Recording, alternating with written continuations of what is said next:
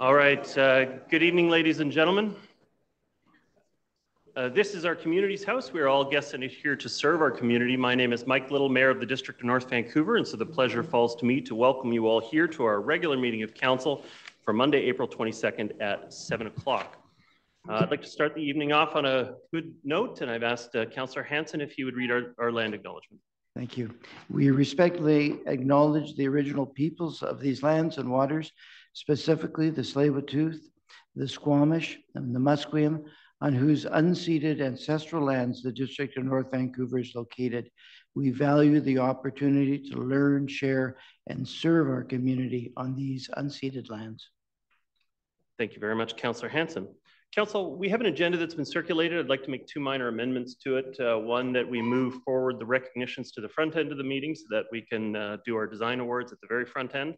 And then the other request was that 8-6 be moved to the end so we can accommodate a councillor that's going to be recusing themselves from the matter. And so I'd put forward the agenda with those two minor amendments to it.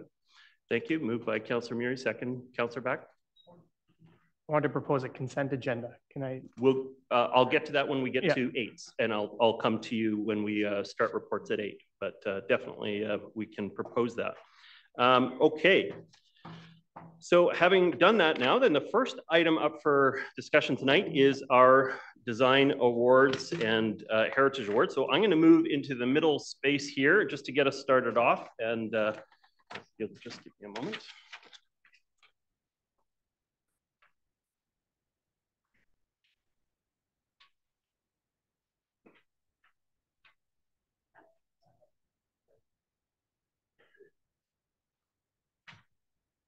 All right. Well, good evening and welcome to the District of North Vancouver's annual Design Excellence and Community Heritage Awards.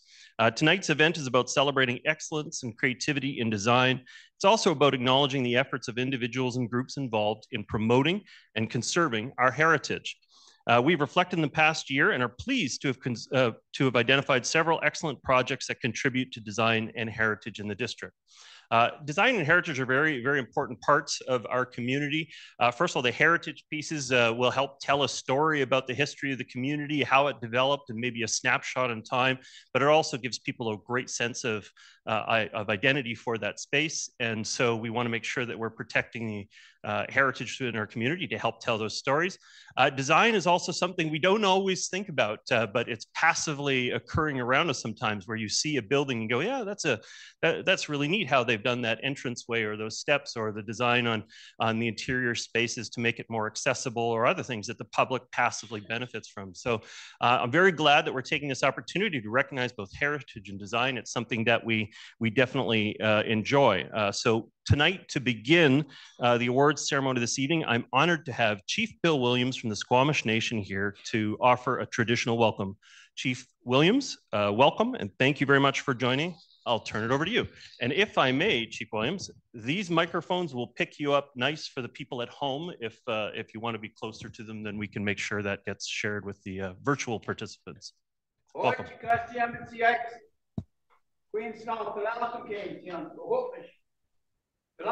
My ancestral name, Siamp is given to me by my family, recognized by the community, governments and other agencies of the government identify that as chief. I am one of 16 hereditary chiefs of the Squamish Nation. I'd like to thank each and every one of you for being able to be here, to be able to see the things, to witness yourself in your heart and your mind, the good things that the district is doing. I'd like to thank the district itself for the protocol that they're moving forward and doing it in a good and kind and gentle way. I normally sing a song. It's normally done at the beginning of the day, reading of the day. But at this time, I will share the history of the background about that song. That song was originated by Sequoia. She lived in the village Papiak. Papiak is a place they call Pickleball today. Her and her husband lived at Papiak for many, many, many decades, and her husband passed away. So she had a really broken heart. And as one day she was traveling from her house to her sister's house over in Whey-ah-Wichen, which they call Capilano today. This song came to her in the wind, and it lifted her heart, lifted her mind, to help the grieving process of the loss of her husband. And as we sing the song, it also helps heal people. So if you know people that are healed, if you know people that want to go through the grieving process, think of them.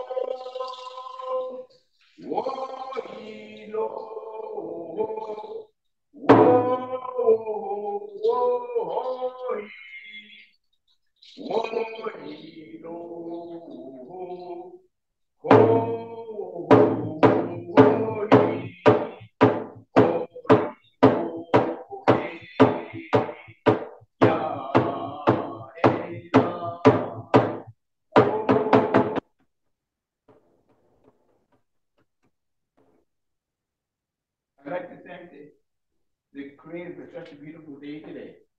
I'd like to thank the Creator for your blessing on each and every one of you. I'd like to thank the Creator for your blessing on all the District North Van people who have submitted proposals for the work to be recognized. Because this work is very important work. This work is part of your heart and your soul. This work is recognized as part of that. Otherwise, your name would not be put forward in the way that it has been. Be recognized by the district as a whole. We thank the Creator for such a beautiful day today. We thank you for your blessing on each and every one of you. Thank you. Thank you.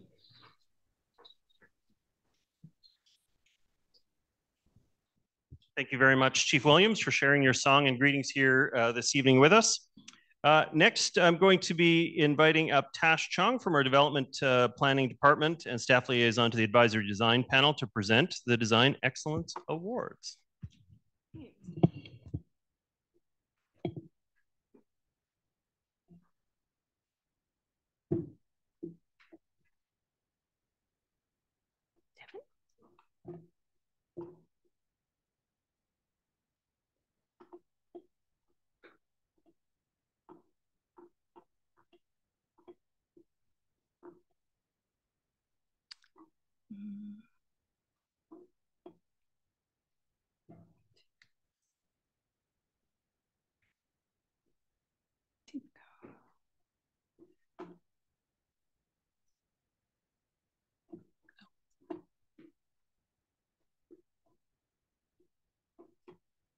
Sorry about that. Here we are.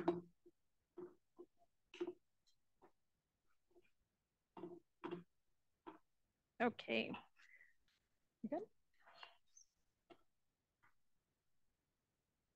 Great. Thank you, Your Worship, and thank you to Bill Williams for the acknowledgement and welcome. My name is Tash Chung, and I'm a development planner here with the district, and also staff liaison with the advisory design panel.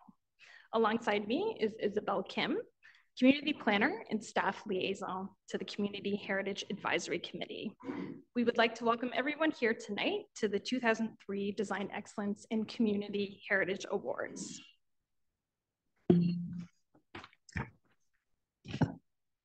So before we proceed with the ADP Design Excellence Award ceremony, I'd like to first provide a brief background on the panel and announce this year's nominees. So the ADP is a technical committee made up of experts in the field of architecture, landscape architecture, public art, inclusivity and accessibility, engineering, development, construction, and public safety. These panel members are volunteers, all North Shore residents, and appointed by council.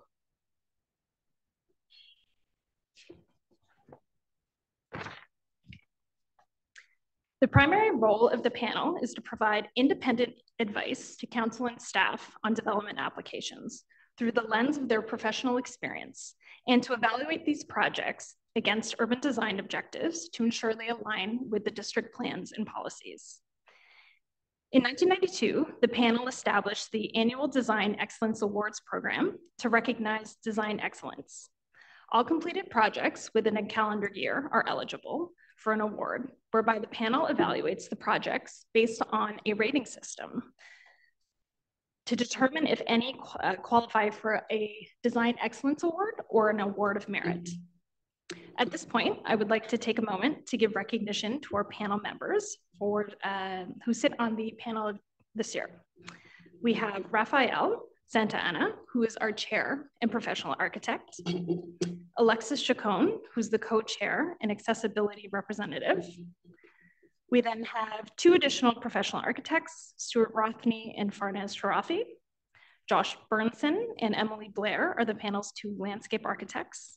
From the development industry, we have John Gilmore, and the visual arts representative is Brian Newton. And then finally, we have Kusha Karam India, who is a professional engineer, and Sergeant Kevin Bracewell from the RCMP. We are very lucky to have many local professionals on the North Shore who volunteer their time, so we want to say a big thank you. So moving on to the nominees, we have 5 this year, all of which are unique, well thought out, and important additions to our community.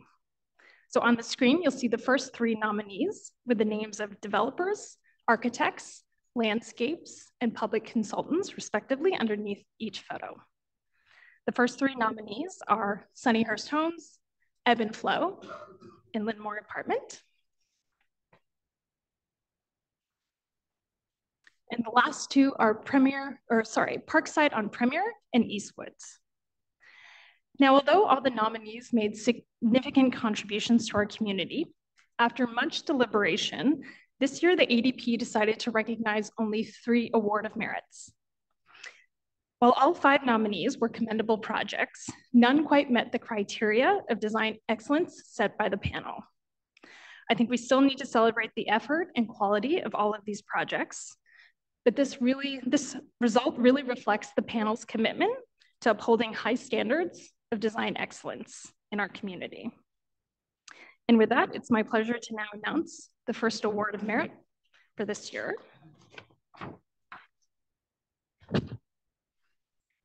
First up, an award of merit goes to Ebb and Flow by developers Woodbridge and City Mark, along with Chikozi Architecture and M2 Landscape Architecture for encouraging community interaction and open space.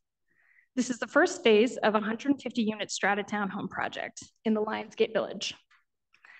The panel specifically congratulates the design team on a well-designed, aesthetically pleasing new open space-like courtyard that clearly provides opportunities for residents to connect, fostering social interactions and community cohesion, as evidenced by seeing residents utilize the space upon their site visit.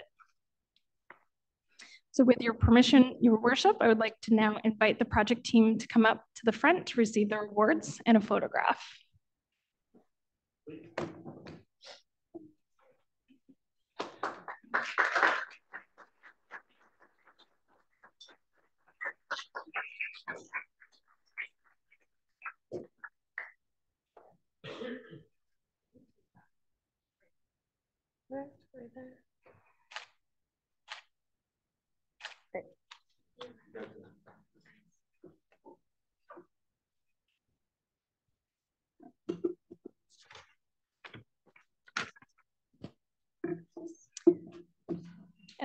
And the second award of merit is awarded to Lynn Apartment by Pivot Adara Projects, Rossich Hemphill Architecture, Jonathan Losey Landscaping, and Ballard Fine Art for enhancing the public realm through landscaping.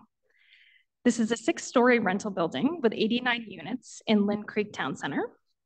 The panel specifically congratulates the design team on the vibrant choice in plants and trees and locations of hardscape elements that contribute to creating an inviting environment along the green spine, and the unique design features of the stormwater, which create a cohesive, distinct identity and character that enhances the public realm. And once again, I would like to invite the project team up to the stage if they are here. Pivot Adara was going to come tonight, so we'll just give them a round of applause. Anyways.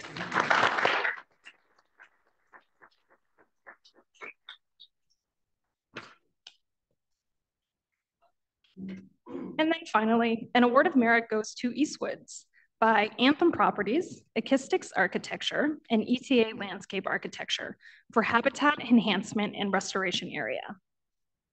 This is a 39 townhome development in Maplewood Village Center. The panel would specifically like to congratulate the design team on the protection of existing ecological conditions through tree conservation and specific placement of buildings that reduce the impact of the surrounding environment, given Maplewood Creek bisects the northern region of the lot. And the significant restoration of the stream and riparian area that occurred both off-site and on-site, and the enhancement of the stream's ecosystem by converting these areas to a more natural state. Once again, I would like to invite the project team upstage. I believe Acoustics is here.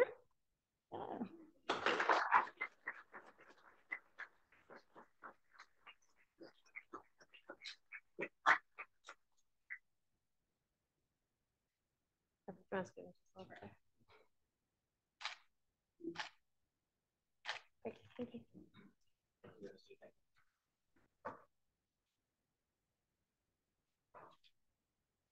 Great, and with that, the ADP Awards section is now concluded, and I will pass it back over to you, Your Worship. Thank you again to everyone, and congratulations to all of the nominees and recipients of this year's Award of Merit. Thank you.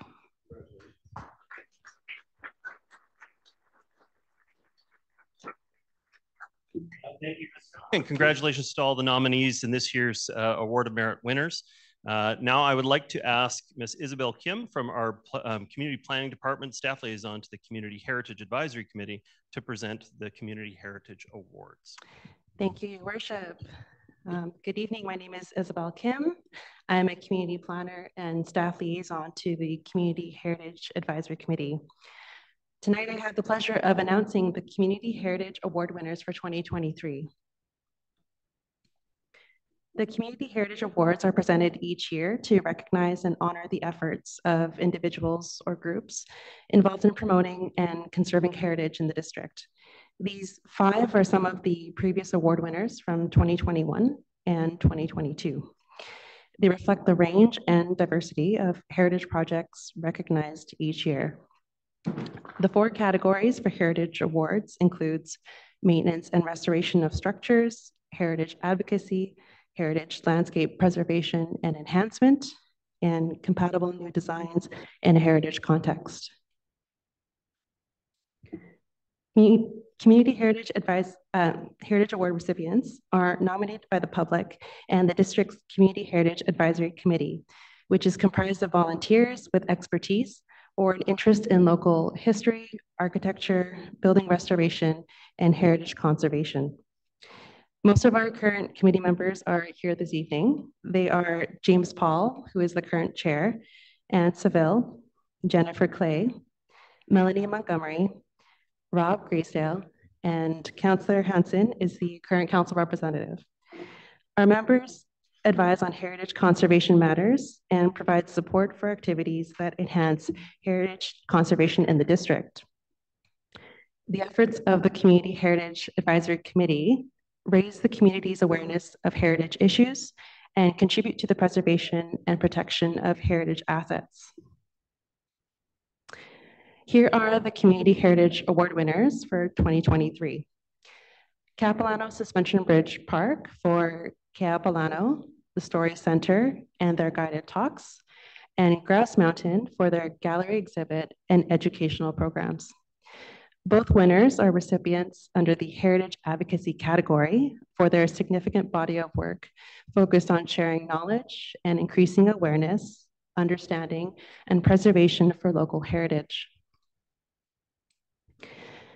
Capilano Suspension Bridge Park has a rich history, getting its name from the Squamish Nation's Capilano, meaning beautiful river.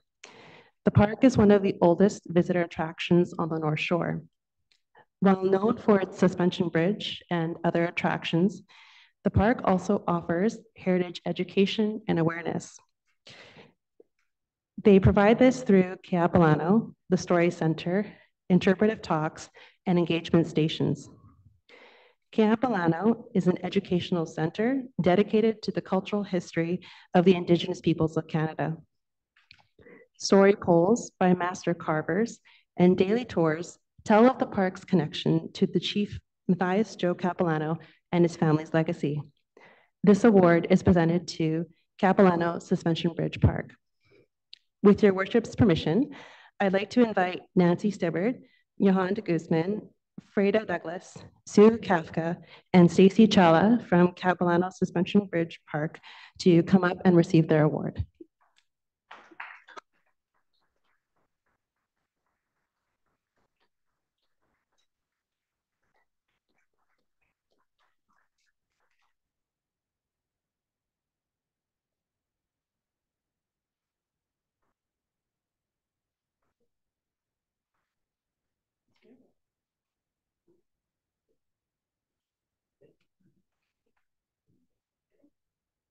Are you going to go in the picture? Yeah.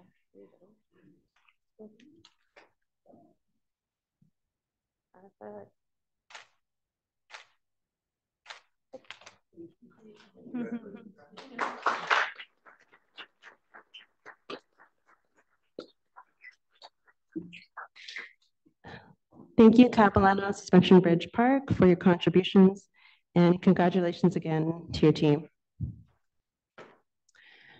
Grouse Mountain is one of Vancouver's most popular destinations, offering a variety of cultural, educational, and outdoor activities. Its documented history is well curated and on display in the Chalet's gallery. The gallery provides a detailed timeline of the mountain's history, including the world's first double chairlift built at the resort in 1949. Year-round educational programs are offered, including the First Nations cultural program out of Whey-ah-Wichen Feast House. The Whey-ah-Wichen Feast House is an authentic longhouse used as a meeting place to enjoy legends, songs, dances, and crafts led by Squamish First Nations elder William Nahani. Grouse Mountain has a recorded history that spans over 100 years and continues to honor and celebrate its history by highlighting key milestones. The next key milestone will be celebrating its 100th ski season in 2026. This award is presented to Grouse Mountain. I'd like to invite Tyler McCullough and AC Close from Grouse Mountain to come up and receive their award.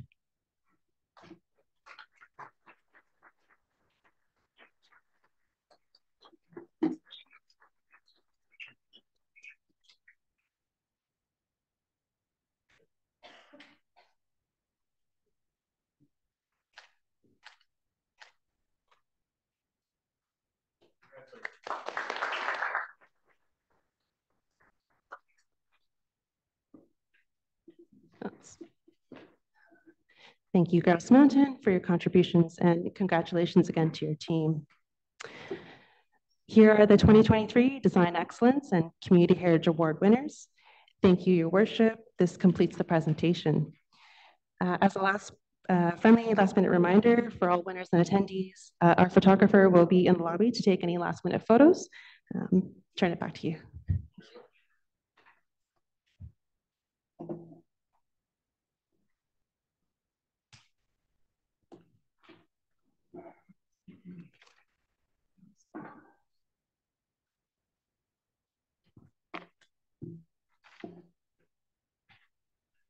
Well, thank you very much, Isabel, and congratulations to the winners for this year's Community Heritage Awards. This concludes the 2023 Design Excellence and Community Heritage Awards ceremony. Congratulations to all the award recipients. I'd like to thank all of the nominees for their good work. We appreciate all who could join us in the celebration tonight. You're welcome to stay for the remainder of tonight's council meeting if you really want to. However, if you wish to head out, you can do so at this time. I did also just want to say thank you very much to the volunteers and the nominators for bringing these projects to our attention. We do appreciate your effort as well. So thank you very much.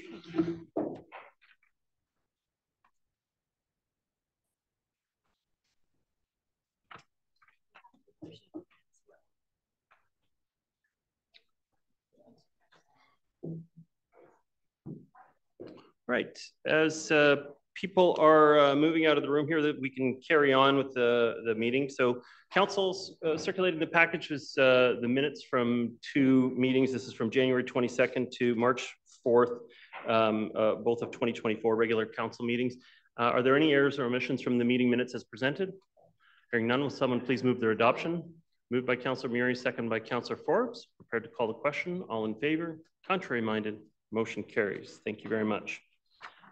We reserve a period of up to about a half an hour at the beginning of regular meetings of council for input from the community. We do have a number of people who signed up to speak in advance, and we do have 10 speakers who have signed up. So if they all take their full time, then we definitely will be at the half an hour point. But I do have that list underway here. And so the first speaker I'm going to welcome up is Walter Knecht, followed by Esta Murenbield. Oh, I will just say that as they're coming up, so our regular meetings of council are held in a hybrid format. That means members of the public, members of the staff, and council can participate in the meeting in person or virtually through the Zoom system here. But tonight you have all the members of council here in person. Welcome, have a seat at one of the spots there. And when you're comfortable, Walter, you have 3 minutes to address the council. Okay, thank you for inviting me, Your Honor, and council members. I've been playing pickleball for about 10 years at this point, and always been involved in developing systems and things. Started pickleball North Shore, I started pickleball BC. Right now, I'm working with the advocacy committee with the North Shore Pickleball Group. I've heard from several places that if we bring something to the table, we'll get some recognition. And that's what we plan to do. In short order, we've got a group working on it at the present time, and I hope to shepherd them into a decent presentation of what we'd like to see in terms of a significant pickleball hub on the North Shore. Thank you for your time. Thank you very much for your comments, Walter Knecht. The next speaker I have is Esta Murenbield, followed by Al Floyd.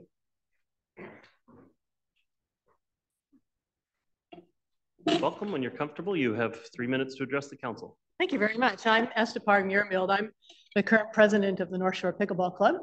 I'm here today on behalf of thousands of existing and emerging pickleball players in North Vancouver in support of Councillor Pope's motion to plan for more pickleball courts. As this motion suggests, pickleball demand is growing exponentially. At this rate, our 1,000 paying members of the North Shore Pickleball Club are projected to become 5,000 in just 6 years. And we're growing younger too. Pickleball courts are really a unique, multi-generational facility that you can build for huge social benefit and relatively little money. And first, I want to thank council and park staff for being leaders on the North Shore with regards to pickleball. Since 2019, you've built 12 beautiful outdoor courts. But very wisely, your park staff are continuing that planning process for more courts. A preliminary report on sports courts was presented last week at the Parks Committee meeting, and happily 2 locations for future courts have been identified. This motion, however, points to some other opportunities and issues for consideration. Excuse me. Firstly, unlike tennis, people like to play short games and swap partners, and that's why larger groups of courts like the 4 at Little Kate's and the 6 at Myrtle Fraser Park attract a lot of people. And this motion suggests that for the cost of paint, you could probably increase the capacity at Little Kate's by 50%. Building additional courts, 8 courts from scratch, requires a footprint of only 2 to 3 tennis courts. And my people say it might cost $500,000, give or take. But eventually a 12-court surface would fulfill everybody's dreams. Secondly, unlike tennis, you can't just sprinkle courts into neighborhoods, which is why finding a site for a larger congregation of courts is preferred. And I will say that since Pickleball BC contracted sound specialists this last year and released this planning and operation guide, you can have full confidence that all future courts will be very wisely located. Interesting fact, we have 14 pickleball courts in North Vancouver and 43 tennis courts. I need to wrap up, but I want to let you know that when there are lineups for courts, club volunteers facilitate fair and equitable access with the permit time you generously provide us. And happily, club volunteers also host a few times a week, which helps serve to distribute some of the demand to other times. Club play is where singles are welcome. Forgive me if I'm impatient, but I'm old and I won't win any foot races with those kids who are coming to get my courts. So please pursue more courts. That's all. Thank you very much for your presentation. All right.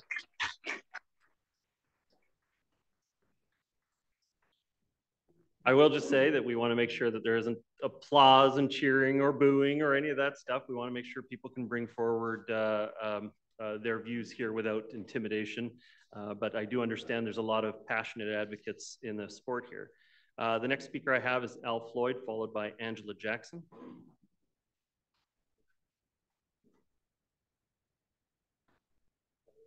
Members of council. Welcome. When you're comfortable, you have 3 minutes to address the hearing. Yep. Thank you for the opportunity. My name's Al Floyd. My wife and I have lived at 4567 Rayburn Street for 56 years. I'm here to speak about the Deep Cove parking item on your agenda later. I attended your workshop in March and got the opportunity, thank you, to make a presentation. However, I was disappointed to see in the report in front of you today, there's no change relative to 4500 block of Rayburn Street. All of the parking, according to the report, in the Cove, in the core area, except for this block of Rayburn Street, will have some form of mostly RPO. And figures 2 on page 97 of your package today has a good diagram that shows there's little old Rayburn Street, all white, with no participation in any changes whatsoever. When I spoke to staff about this, when the original report came out, they said the reason that Rayburn in this block was excluded was because there's not many houses on the street. There's Deep Cove Park on the north side and the houses are on the south side. That is true, probably. There are 12 houses in this block, but we have Parkside Lane, which is a small street that feeds into Rayburn Street about 3/4 of the way down. It's a lane, very narrow. There are 27 houses on that street, and they quite frequently use Rayburn Street in the 4500 block for their excess overflow parking, tradespeople. So it's not quite fair to say that only the 12 houses on Rayburn Street in that block use the parking. Now, because all of the other streets, every street in the core area of Deep Cove, right over practically to Strathcona, does have RPO recommended. In that case, and the way the signage is and the traffic flow in the Cove, all of the traffic, or a large part of it, is directed to the 4500 block of Rayburn Street. And the ironic part of this is, to make matters worse, in the summertime, when Cove Cliff School parking lots are used for overflow parking, the entrance to one of those parking spaces is about 1/4 of the way down Rayburn Street. and there's a big sign that says, parking this way, down Rayburn Street. Now they're referring to the overflow. But of course, when the overflow is normally filled by 8, 9, 10 o'clock in the morning, they decide we might as well carry on down Rayburn Street and maybe we'll find a parking spot. Well, they don't, because it is, typically don't, because it's full also by 9 o'clock. And the strange thing about it is, when they're going down Rayburn, they're going east and all the parking spaces are on the north side facing west. So if they do find a parking spot, they make a U-turn or turn around in somebody's driveway. We're over time, Mr. Floyd. If you could draw to a close, please. Okay. And the one I want to mention that in the staff, in their report originally that was considered at the workshop, one of their criteria was visitors will be encouraged to reduce circuitous movements by using parking restrictions. Thank you very much for your comments, Mr. Floyd. Unfortunately, we do have to stick to a schedule, but thank you very much for your comments this evening. Okay, thank you. Okay. The next speaker I have is Angela Jackson, followed by Emery Nagy. Angela Jackson may be joining us virtually. Angela, can you hear me? Yeah, I can hear you. Can you hear me? I can, clearly. Welcome. You have 3 minutes to address the council meeting. Perfect. Thank you. Well, good evening, Mayor and Council.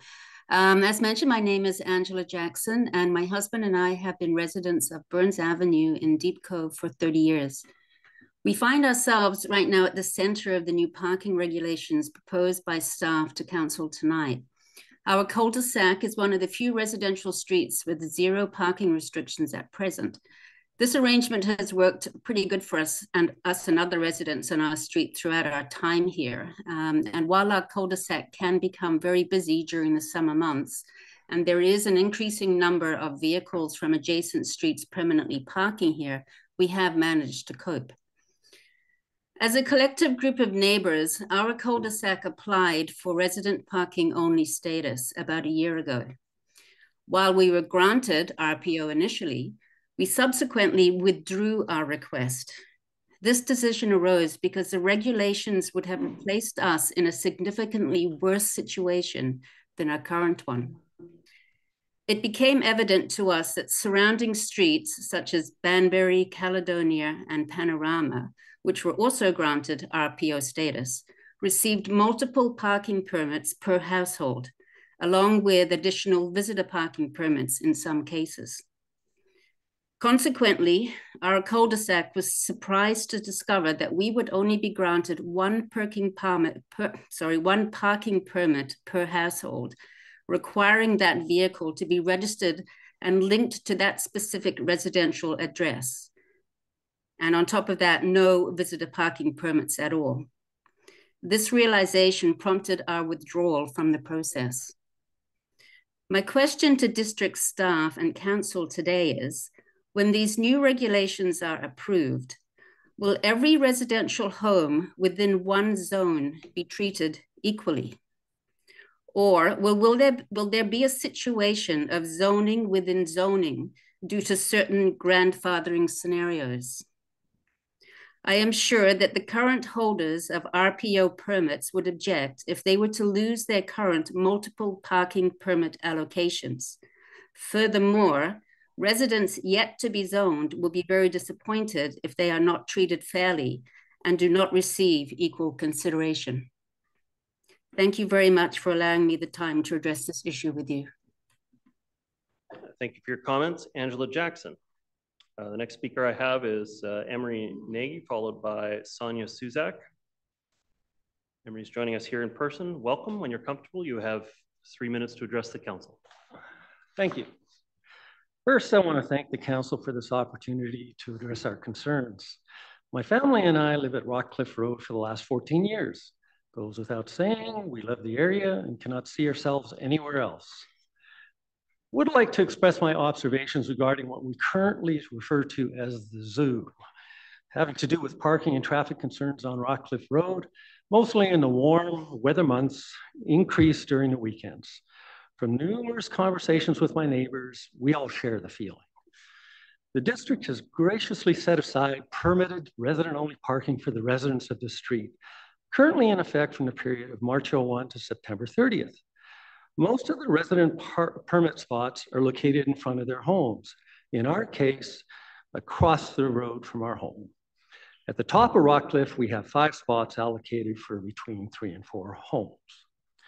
While this date period was adequate when we first moved into the area, it is no longer so.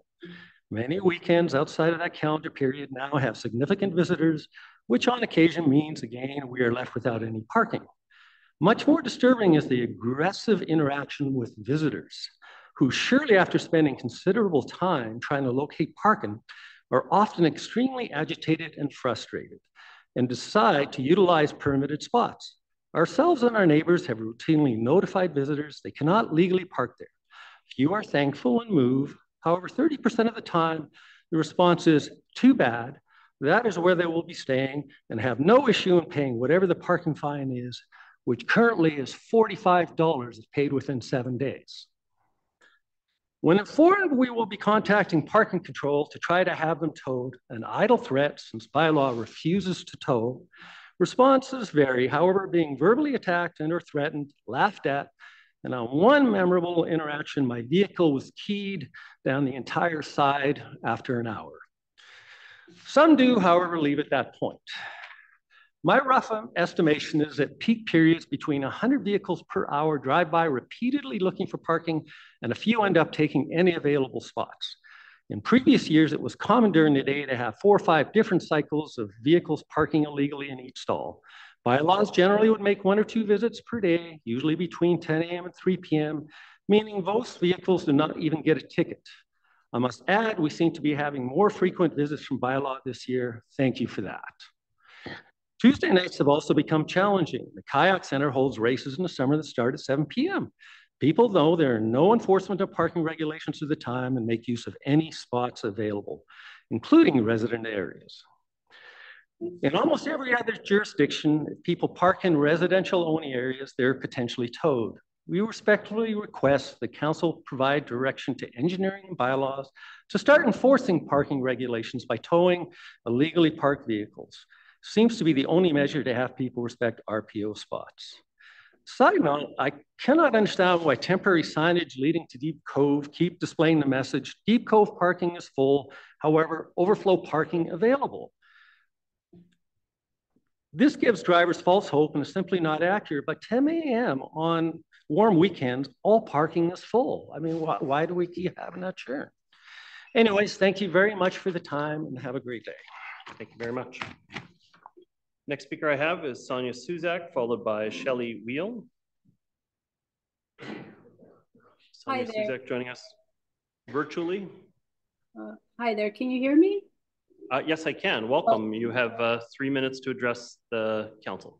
Okay, thank you very much for your time. I'm Sonia, representing the residents of Cliffwood Lane and Cliffwood Road. I too am into the agenda item 8.6 regarding the parking in Deep Cove. Our streets have some concerns with the future plans of what's being slated for the parking on our streets for reasons that I discussed at the last meeting, but in a nutshell, we're concerned about the continued circling of parked cars, the safety of the kids, the property wear and tear, and obviously availability for the homeowners when the public come in and take up all our spots. And now I'll turn specifically to Cliffwood Lane. I see on the map that they've slotted us for 80% timed and 20%, that's what it looks like anyways, 80% for time parking, 20% RPO. Well, I don't know how that's going to service our neighborhood because there's 9 homes that utilize Cliffwood Lane and already there's maybe 12 spots. So if 80 of that is timed and there's an event in the Cove and we go out, we come home and we cannot find a spot. So I'm not sure if that can be amended to 100% RPO or possibly reverse it and have 80% RPO and a couple spots visitors, because we're already struggling and we have nothing. So I'm not sure how that's going to work. And I also wanted to just clarify, my understanding is that each home will be given 2 decals assigned to their home. So I hope that still will be in play given this situation. But again, I can't stress enough that we would prefer Cliffwood Lane and Cliffwood Road being 100% RPO, just due to safety and the circling and the congestion. And yeah, it's becoming a headache for us here. Yeah, and Horseshoe Bay has gone completely paid parking or no parking, and the businesses function and they seem to make it work. So I'm not sure why we can't do the same for our neighborhoods here. Thank you. I think that's it. Okay. Thank you. Thank you very much for your comments, Sonia Suzak. The next speaker I have is Shelley Wheel, followed by Candace Quinn. Joining us in person. Welcome. When you're comfortable, you have 3 minutes to address the council. Thank you, Mayor and Council, for giving me time. I'm here to talk about the motion regarding pickleball courts. Aside from being a pickleball enthusiast, I'm also a district taxpayer, and so I'm concerned about the cost of installing the courts, but also the lack of land available. On Saturday and at the beginning of April, we were playing at Tempe, and we had 16 players playing pickleball in one tennis ball court. 8 were standing on the empty tennis court, actually, waiting to play. So having a large group of friends who play the game, one night after a couple bottles of wine, we thought, well, maybe we should find out if there's available space to play pickleball, or maybe it's just our imagination that there's courts that are free. So we started what was called a court crusade, and the objective was to find out if in Lynn Valley specifically, there was more room to have some pickleball courts. So we went and we did it I'm not going to say this is the way you should study usage, but what we did is we decided we were going to check who was playing on the courts at what time. So we had randomly over about a 19-day period, we went and checked at different times of the day. We checked Tempe, which I know isn't even ours, but Karen Magnuson and the Karen Magnuson lacrosse box, the Westover, who have a beautiful practice wall as well and a parking lot. The Institute pickleball courts and Underwood. There's also the 2 located at Princess Park and Braemar, which they were too far to drive to, so we didn't go there. Anyway, so we checked those out. And over this time, we found that there are 9 tennis courts and essentially 1 tennis court, including Tempe, that we can use to play pickleball. Of the people we saw playing, there was 11, over that period of time, there was 11 people playing tennis. There was 66 people playing pickleball. So on 1 tennis court. So we're advocating for Lynn Valley to actually have more court. We think this is an underutilization of district assets. Do I understand that tennis doesn't want to lose space? I'm sure they don't, because it's a great sport as well. But with this kind of usage, I'm not sure there's not rationalization to, if not hand it over, to share it. Totally understand why more fulsome tracking wouldn't be necessary than what we did. The noise issue, I understand, is always out there. Karen Magnuson, though, we live right by there. That lacrosse box is perfectly located to affect very few people, and even the ones behind the church. Maybe you can't play Sunday morning, but there's some room there, I believe. So we are hoping to see those areas looked into. Lynn Valley is densifying quite a bit. We're at a highway kind of choke point in the area, and we are a big tourist attraction area. So what we have to do as Lynn Valley residents is to get out of our cars and be able to walk to our courts. And this is why I'm hoping that we can find some space in the tennis courts that are available in Lynn Valley to add some pickleball space. Over time, if you could draw to a close. Okay. I'm done. Thank you so much for your comments, Shelley. All right, the next speaker I have is Candace Quinn, followed by Phil Grossi. Thank you, Mayor and Council, for your time. I've joined this evening just for agenda item regarding the Deep Cove parking review. I can completely acknowledge that a lot of time has been put into this project, what I really appreciate. I'm a resident of Deep Cove on Cliffmont Road, and I'm fine with what I've seen proposed in terms of the restrictions personally, in terms of zoning and restrictions. However, the part of the document that I'm a bit concerned about it on page 99 states that resident parking permits will be available for purchase. I know a few of the other residents have already stated that households will potentially get free permits, which was what I was actually going to propose. So ideally, I would like clarification on whether or not households will be getting a certain amount of permits per year and also visitor parking passes.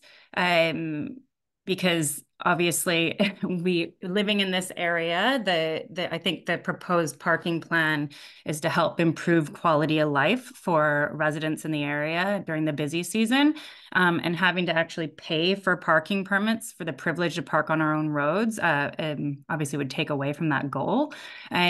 So if it is going to be a situation where we're having to buy the permits to park on our own road, I'd like to propose that we do get an allotted amount of parking permits throughout the year per household, and in addition to have visitor passes as well. And that's everything. So thank you for your time. Okay. Thank you very much for your comments, Candace Quinn. And the last speaker in public input tonight is Phil Grossi,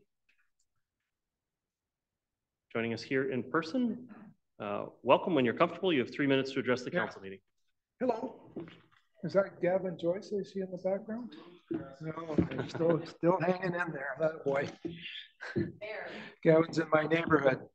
My name is Phil Grassi, resident of 2465 Berkeley since 1989.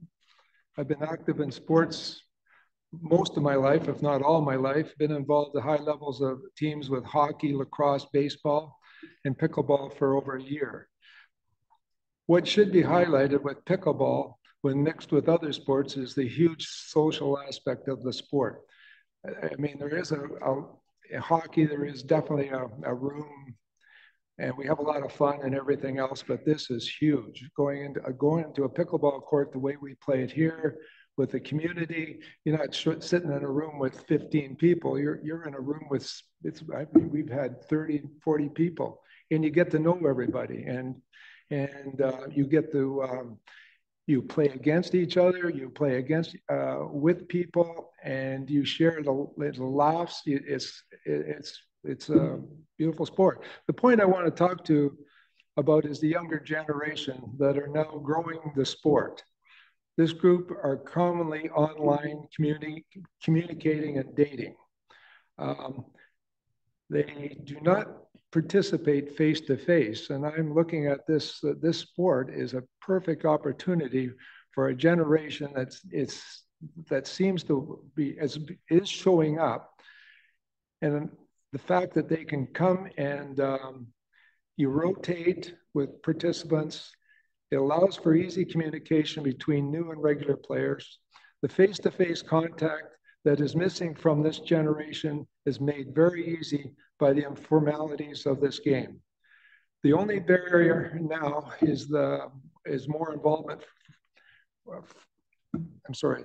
The only barrier now to more involvement from a very curious group of younger generation are more courts. Thank you. Thank you very much, Phil Grassi. And I actually do have one other person who signed up to speak before the meeting. And so I do have one more speaker here. This is John Grant, joining us here in person. Welcome. And when you're comfortable, you have 3 minutes to address the council. Had you set it up ahead of time on the... Okay, you can try it. So yeah, plug just below the lip of the desk on your side, you'll see a USB slot, and you should be able to fire it in there. And if it's an Apple product, I can't help you that much, but the PC products tend to work fairly well for the slideshows and such.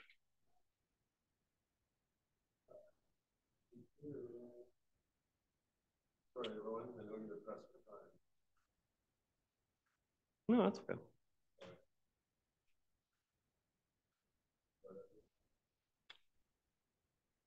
seems like it's come, it looked like it was coming up, but do they still have, we have to shrink the old slide presentation? Or, there you go. Thank you.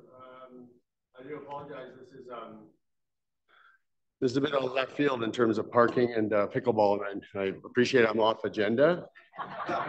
And it's a bit of a heavy topic too, and I don't take it lightly, but I'm here to talk about the proposed provincial legislation on rezoning. In particular, there we go.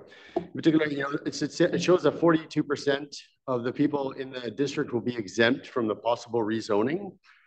Selfishly, I live in the forest interface zone. I would like to be included in the rezoning because I'd like to use it to help my family thrive here, which is to say, you know, how common is the question we hear in our community, what are the children going to do for housing? Well, this proposed legislation may provide that for us. But I do see a greater opportunity for us as a community, and that's what brought me here. And I recognize we're talking about fire here, and I do not take that lightly. Believe me, actually, in fact, 2 of my family members died in a fire when I was quite young, and yeah, so I do not take that lightly. So believe me when I tell you, I'm just saying, hey, let's change the fire zone. What I'd like to point out to you is that, so we've been exempted, and I understand the purpose, and I've read up on the purpose of the fire zone, but I'd like to point out to you that houses are part of the problem here in fire zones. Like if we look at Lynn, if we look at Paradise in California, we look at Kelowna, Osoyoos, et cetera, et cetera. But if you look at this house in Lahaina, Hawaii, the owner built it with a metal roof, concrete walls, and fire-resistant landscaping, and they didn't do it on purpose, but it turned out that it saved the house. And I think that as a result of all these tragedies, fire-resistant housing has become much more of a reality. So what I came here today to say to all of you was the idea that we put on a blanket on the fire interface zone and say that if you're going to build there, you have to build with maximum fire-resistant thinking in mind. You know, take my house, for example. It's a vinyl clad house. It has a shingle roof. It's surrounded by cedar hedges.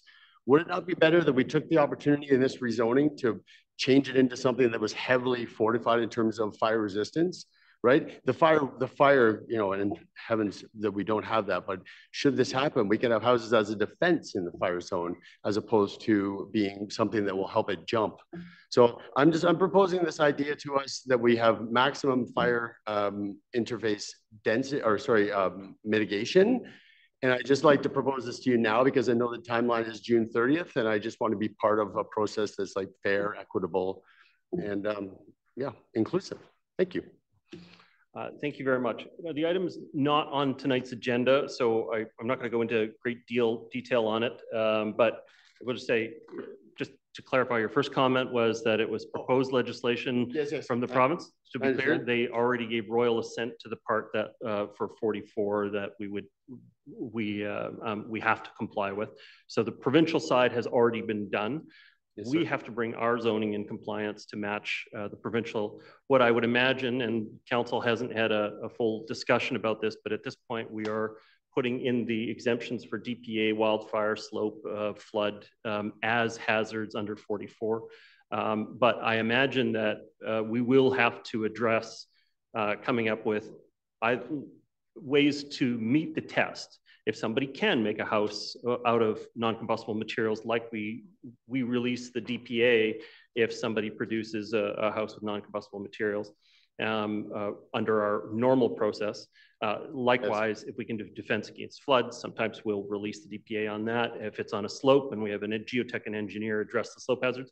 And so in the past, our DPA and hazard rules were done to sort of to help us press for those improvements in the housing before they get approved. Now we have to decide how we're going to use the exemptions going forward. So out of the gate, the legislation will be based on the current regulation, but I do anticipate that we will have to have discussion in the medium term about how to release places that can mitigate the risk in their space. I think it's unreasonable not to have some discussion about that in there. So thank you very much for raising the matter for tonight's. Thank you for the response. Meeting. Thank you, everybody. Okay. All right, council, returning back to the order of the agenda. I do think that it's a good idea to prepare a consent agenda so that we can focus our time on the issues where council wants to have fuller discussions. I had an initial consent agenda proposed by Councillor Back, which was to consent items 8.1, 8.2, and 8.5. So this is the development variance permit coach house for 1564 Lynn Valley Road, Bylaw 8684, Provincial Electric Kick Scooter Pilot Project Extension, and 8.5, grant funding application for Kate's Park, Whey-ah-Wichen Shoreline Restoration. Since that time, I did have a member of council wish to pull 8.5, but not hearing that. Okay, so we'll put it forward for council for those three items, 8.1, 8.2, and 8.5. Any member of council, if they wish, can withdraw the items for consent for fuller discussion as part of the regular agenda. Hearing none. Okay, so it's moved by Councillor Back. You raised it, so I'll take it as moved by Councillor Back, second by Councillor Pope. Prepared to call the question. All in favor? Contrary minded? Motion carries. So if you came here to hear about 8.1, 8.2, or 8.5, those items have just passed, and we'll focus the remainder of the time on the other items. So the next item up for discussion is item 8.3. This is the tax rates bylaw 8689/2024. And let's staff get prepared. So Mr. Daniluk and Mr. Iorio are online to answer questions. Mr. Daniluk, do you have any opening comments on the matter? Thank you, Your Worship. Yes, I do. At the April 15th property tax distribution workshop, after considering the district's tax rates are generally competitive within the region and considering the issues within each of the property classes, as well as the additional support being provided by the province to business this year, council directed staff to prepare the 2024 tax rates bylaw based on even distribution of the tax levy among the property classes. Staff will also be preparing a report back on the property tax strategy later this fall. And staff are available to answer any other questions council may have. Okay, thank you very much. I'll be moving the recommendation. Is there a seconder on the matter? Seconded by Councillor Murray. Just my own comments. We've obviously had lots of public discussions leading up to this process. Obviously, we're not eager to be passing along a 7% cost to our community, but that does reflect the increased costs that we've seen. Our construction costs have been coming back way higher than that. So that is an averaged out across our operations. And there's no way that we could come down to a lower amount without significantly changing our operations in the organization. I will do everything I can to make sure that this is a one-time thing and that we return to the pattern that we had of low tax increases, where we're, I think for about a 14-year period, we were below 3%, at or below 3%. And then last year we had a slightly higher one, and then this one at 7%. So you have my commitment to do everything we can to keep that down going forward, but there's no question that it reflects a higher cost of doing business as a municipality in our community. And if you saw some of the prices the contracts are coming back, you'd be very shocked at what the cost of getting work done on the North Shore has moved to. But at this time, so I will be supporting the recommendation after the whole process that we've been through, which is that it is 7% distributed across all classes evenly. I guess I should make a comment on that. At the workshop, we did consider potentially looking at relief for light industry specifically. And we did talk about earlier about relief for business community. There are other ways that we can offer relief and benefit to those kinds of organizations through our other policies. But at this time, because of their ability to write off a lot of the costs for their taxation, and also because we're trying to make sure that we're not overburdening the residential properties as well, I think it's prudent for us to keep it equal across all classes this time. We have in the past done 2 shifts, I believe, from commercial to residential.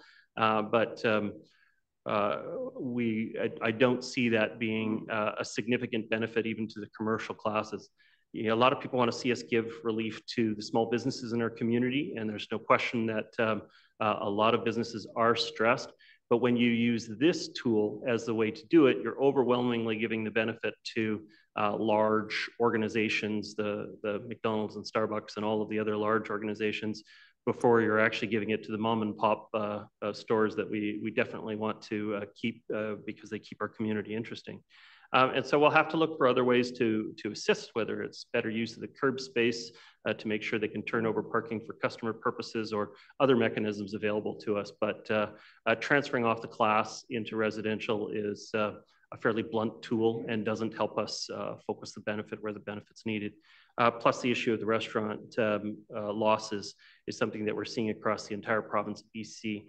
So it is a larger economic problem that we're facing, but we have been putting resources into Nianella Lalova's work to look at the environment for businesses in our community to make sure that they're properly supported by the municipality, whether that is with outdoor customer service areas or other permitting processes that they need to go through and making sure that those are done in an efficient manner. So we're going to try and help those businesses in other ways that are a little more tailored. So at this point, I'm going to be supporting the recommendation, which is that it be shared across all classes evenly at 7%. Councillor Murray, additional comments? Thank you, Mayor Little. I voted against the 7% increase during this year's budget. I felt that it was too much considering the impact to the utility. The community is aware of the increase to the sewage treatment plant on the North Shore, notwithstanding future projects within Metro. Those projects were at one time tens of millions or hundreds of millions of dollars. We're now talking billions and billions of dollars. We have a population of 2.5 million people in this region, growing by an extra million in the future, probably growing beyond that. And this is what growth costs. And development has not been paying for growth. Metro Vancouver has made that statement. They've been pushing hard on the fact that the development community has not been paying for the growth that we've been receiving. We already see the impact of growth. We need more pickleball courts. We don't have enough parking in Deep Cove. We don't have enough trails for all the people that are living in towers in other parts of the region that don't have backyards like we do. That all costs money. This budget, part of it is to continue to maintain the implementation of our OCP, which is based on growth. And I think that we need to pull back. I think that we need to start living within our means. When you get your utility bill this year, you'll have a good discussion with yourself about what living within your means is all about. It's going to be something that you haven't seen before. In fact, your utility bill in the future will surpass your taxes, your property taxes. It will surpass your taxes for land. And our land is some of the most expensive in the province, if not this country. So I think that council really needs to have a very good heart-to-heart about how we're going to move forward. We're very spoiled. We're very fortunate on the North Shore. We have a lot. All of the additions, the amenities that you see with the new town centers, Lower Lynn, Lynn Valley, Lower Capilano, all those new plazas and parks, and all of the trails and the facilities and the spines to ride your bikes on, all of those, much of that has been given by the development community as part of density. They all become depreciating assets on our books, and we are responsible to replace them in the future. So just like your own home, you don't buy new furniture when you have a leak in your roof. You wait and fix the roof first. We have to do a better job, and through our asset management, we're going to start working at making sure that our assets are looked after. There's been a glut in our parks department over the years. Parks are working hard to catch up to that glut that we've deferred over the years. But we have to look after the bones of our municipality first. And all the extras, I think we have to really have a heart-to-heart discussion about whether or not we're going forward and how much we can all afford. We have an aging population in the district. We're land rich, and many of us are cash poor. And I think we have to really understand what's coming. And part of that is the growth within the region, transportation, utilities, and the things that keep the... Hold on. People can defer their taxes, but you cannot defer your utilities. You must pay them. Yeah. Okay, we're not going to have a discussion here. Councillor Mayor, if you can complete your comments, that'd be appreciated. Thank you. So you can defer your taxes. Thank you very much, Madam, for bringing that up. You can defer your property taxes, but you cannot defer your utilities. Currently, the provincial legislation does not allow you to do that. And with those utility bills that will surpass your property taxes, it will be challenging for many, maybe not some, but for many, it will be very challenging. So this is about spreading the taxes across classes. It's not necessarily about approving the increase. That's already been done. This is about how we spread it fairly over the different taxes: industrial, light industrial, commercial, residential, as an example. Thank you very much, Councillor. Councillor Hanson. Yeah, thank you very much. I'm going to just immediately jump in on the issue of the deferral, just for clarification, so everyone does understand. You cannot defer your utilities. And one thing that everyone at this table knows, and many in the community now know, is that the cost of utilities are going to be rising very significantly. This was brought out recently by Councillor Pope with respect to the cost of the North Shore wastewater treatment plant and other utilities that's been well broadcast. So we can expect utilities to rise abruptly, and we're not going to be able to defer those. Dealing just more broadly with the issue of deferring taxes, just because you're able to put your taxes, put them on a debt, doesn't mean that everyone in the community wishes to face ever larger growing taxes and just treat them as a form of debt. So I, like Councillor Murray, very sensitive to the issue of tax rates. And we're not going to be wishing that issue away by saying, well, you can defer it, because you're going to have to pay it eventually with compound interest. Notwithstanding that, I did vote in favor of the 7% increase. I view it to be a correct balance against the very challenging competing needs of taxation on the one hand and the needs of our community, and making sure that our fiscal house is in order going forward with respect to what we pay now, what we pay in the future. If we shortchange that increase, in my view, too much, we're just putting it off to other people down the road who are going to have to pay off the debts and so forth that are incurred for some of the infrastructure projects. I also support even distribution in this case as against the classes. This was being debated in the workshop, and I won't go over it again except to say that I do think in this circumstance, even distribution is appropriate. I look forward to the review in the fall of the taxation on the major industrial classes. I understand there's going to be a broader review with respect to how the classes can contribute and how that should be going forward. I also look forward to the discussion with respect to how the provincial housing legislation, which has the potential to increase residential property assessments, is going to affect our the need to ensure fairness and balance in our taxation.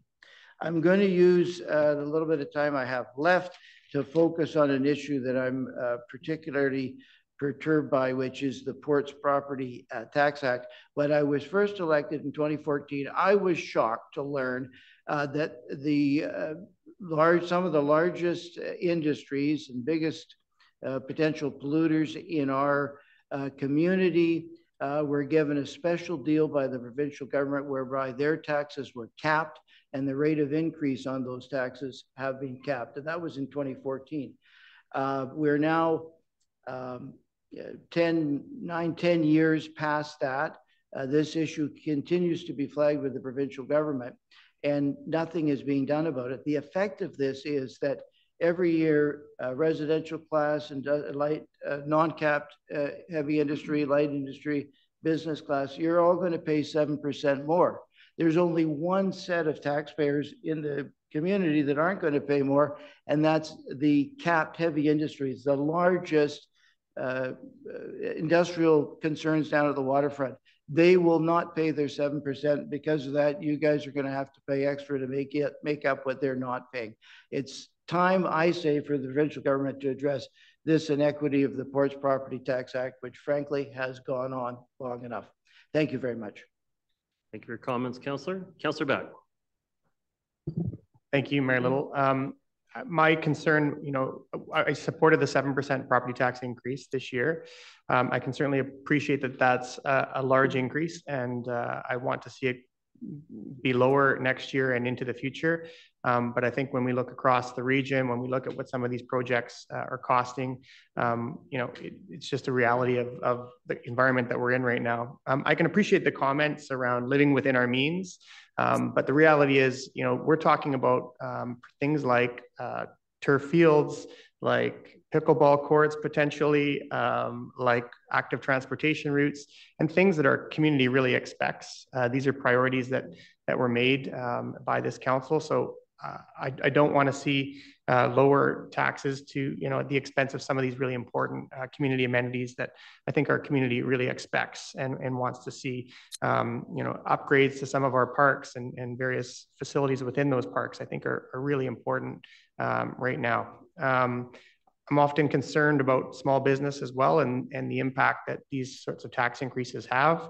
Although I do support the even distribution right now, because I do think we want to try and respect what the level of increase that residents are seeing.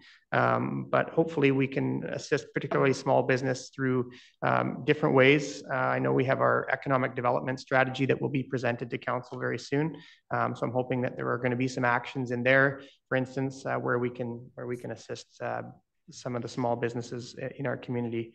But I think at this time, the even distribution makes sense, although, I do hope that we won't see this level of tax increase moving forward. And with regards to the wastewater treatment plant, I'm hopeful that there is going to be some appetite from around the region to share that cost a little differently and not put the burden all on North Shore residents, which I don't think is fair.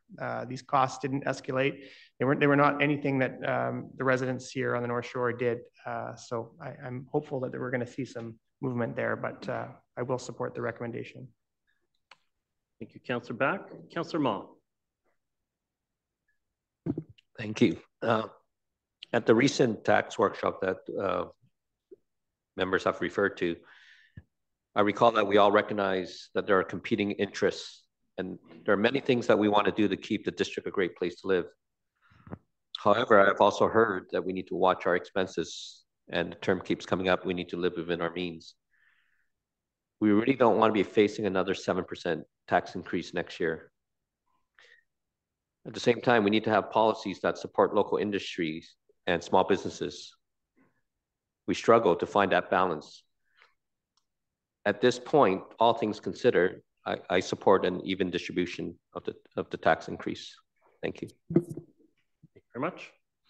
See no further speakers on the matter. Prepared to call the question. All those in favor? Contrary minded? Motion carries. Thank you very much. Okay, the next item is item 8.4. This is the Housing Supply Act Housing Target Progress reporting for the District of North Vancouver, October 1st, 2023 to March 31st, 2024. Mr. Milburn, I'll look to you. Thank you very much, Your Worship, members of council, members of the public. Ms. Tina Atfa, director of planning, is going to be coming forward and giving a brief presentation. Just wanted to note that this is the result of the Housing Supply Act and a housing target order the district received in late September, early October of last year. A couple of key messages. It's notable that the amount of occupancies that will be shown is in excess of what the provincial government indicated as a minimum requirement. I do note, however, that development activity fluctuates predominantly from the timelines of developers and how quickly they construct. So this can fluctuate year to year. Also notably, the numbers of applications that we have, numbers of units under application we have in process demonstrates that if those units achieve the policies of the district and are approved and ultimately built, that the district could see the amount of units anticipated by the province as our need in the district. So those are some of the key messages, and I'd like to pass it off to Ms. Adva. Thank you. Welcome. Thank you very much. Good evening, Your Worship, members of council. This item is the Housing Target Progress Report, our first one in the order given to us from the province. Again, it was last fall when the province of BC issued a housing target order for the district. The order gives us a minimum number of net new completed housing units to achieve within 5 years. It also sets annual targets and gives us a schedule of reporting essentially at 6 months and then at every year point. So the first 6-month reporting period was from October 1st, 2023 to March 31st, 2024. So this short presentation focuses on this time period. What I'd like to point out as well that in the council report, the attachment number 1 is actually the progress report, which is proposed and required to be provided to the province. Attachment 2 actually contains the order from the minister. These few graphics will show the progress that we have been making. And I'll just point out that the words on the left are not going to change, but the graphics on the right will change to help demonstrate where we've come to date. Again, 2,838 net new housing completed units is to be completed by September 30th, 2028. And the 1-year target is 499 completed units. And again, just want to say completed housing units are those that have achieved occupancy. They're either occupied, they've been occupied since September 30th, or they're ready to be occupied. So the total number of units that have received ready for occupancy, less those that have been demolished. So that is why the net number comes into play. So 499 units is our target for year 1. If we were to look at halfway through the first year, which is essentially where we are now, that we divide 499 by 2, roughly 250 housing units in that first 6 months. The district has achieved 388 net new completed housing units in this first 6-month period. So this puts us on track to meet or exceed the 1-year target of 499. Just would like to spend a couple minutes looking at the 5-year target now. Again, 2,838 units shown on the right-hand side. The 6-month mark shown in dashed at the bottom, if we were to look at 6-month segments all the way through. Again, this is for demonstration purposes and especially for this first 6-month reporting period, which is the only 6-month reporting period. This light green box shows the 388 units that we've seen achieve occupancy since September 30th. And to give an indication of where we might be going and how we might meet the progress in 5 years, we've added on this light green box, which shows 2,614 multifamily units that have been approved for rezoning and are moving through the remaining approval processes, being development permit, construction. Of course, the market will fluctuate and that the amount of development will vary from year to year. But this does give us an indication that not only are we on track for the first 6 months, that we may be well on track for the entire 5 years. Of course, we will need to see how things unfold. The recommendations before council today are to receive the staff report. The staff report includes the progress report that's required to be submitted to the province. We are required to do that, submit this to the province within 45 days. We are also then required to post this information on our website as soon as practical. Staff will continue to monitor our housing progress and units that reach completion, with the next update anticipated or required shortly after September 30th, 2024. Thank you. Okay, I'll be moving the recommendations, both of them. Is there a seconder on the matter? Second by Councillor Hansen. My own comments on it, I guess one thing I would look to staff for as a response is when we built the Seymour local plan as an example, the old Seymour local plan, we said that you could borrow from one segment to the other in order to sort of be able to smooth it out over time, because you may have a situation where units were being created all at once, and then you may have a period of time where nothing else comes forward. You alluded to it at the beginning, Mr. Milburn. Do we have the ability to report to the province the averaging, or do we have to, is our compliance going to be based on that particular segment? jump in? Feel free to add. Thank you very much, Your Worship. In early consultation with the province, they indicated that they understand that there are other market forces and other reasons why approvals may occur at not a consistent rate, approximately 500 units a year, and that they would essentially, if, say, we didn't have as many occupancies as the target in a particular year, what the province would essentially do is come in and meet with staff and look at what were the issues around the approvals. Was it directly related to a market force, or was it something related to an action of the district? And really just try to further understand and learn about the changes. And so I think that there is recognition from the provincial government, and that, you know, ultimately we're all trying to achieve the same goal, which is to address housing needs in the community. In this particular circumstance, the province has set a goal, and they're looking to track that over time, which is their public objective. And however, there is recognition that there is variability over time as well. I was just going to say, you know, I think that from my conversations with members of the development community, there were a lot of them hoping, we'll say, that the interest rates would have dropped in the last go round, and instead the interest rates held. And so I think they're under a tremendous amount of pressure. They were really optimistic that that round of interest rates was going to drop, with hopefully another round later in the year.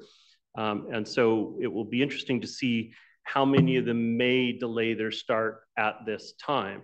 Now, obviously, we're going to be measuring completions, but you may have a bit of a gap moving through the system if they're anticipating waiting for preferable borrowing conditions compared to what we have for construction bridge financing right now. And so you may have a bit of a gap built in just simply because they're anticipating risk in their project. So it's I hope that we're able to provide a sort of smooth completion that generally reflects things, but some of those things are outside of our hands. They are tied to the economic conditions, the risk profiles that the development community is comfortable with. And I think probably for the next little bit, there may be some delays in starts as they wait for those preferable conditions. But I'll be supportive of receipt and referring the matter to referring the report to the provincial government in compliance with the Housing Supply Act. Councillor Hanson. Yeah, thank you very much, Your Worship. And thank you to staff for the comprehensive housing target progress report, which was prepared, which I read with great interest. A lot of detail there.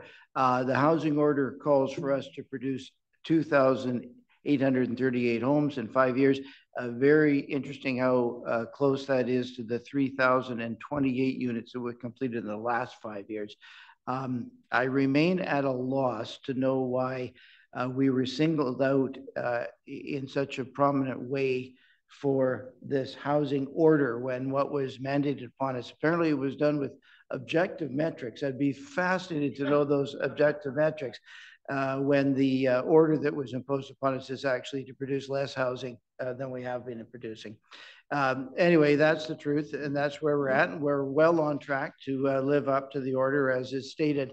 One concern that I have and that I would note is that as we have gone along, I've been a consistent advocate for rental housing, below market housing, supportive housing, and just using this snapshot of the 388 net new, which is the last 6 months, that's 290 market strata, only 98 rental.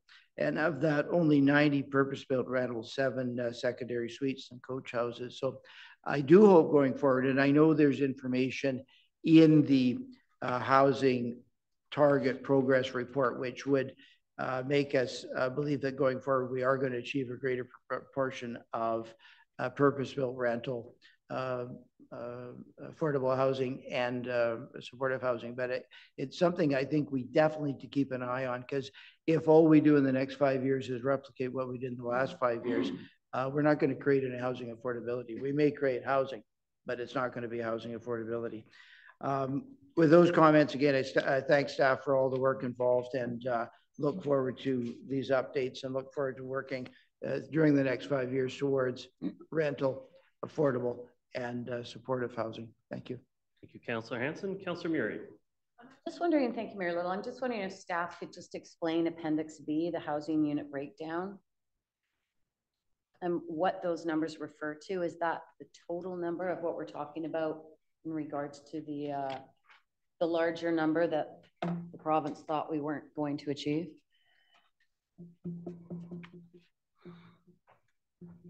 It's on page 74. Through your worship, I'm assuming that Appendix B is the housing unit breakdown as guidance. Yeah. So those are currently guidelines provided by the province. They're not part of the order at this time. As part of the reporting back to the province, they've asked for that as supplemental information, which we have provided, but they are not part of the order. So they have determined these guidelines for all municipalities or just for us? They've included it for all the 10 municipalities, 10, correct? Right.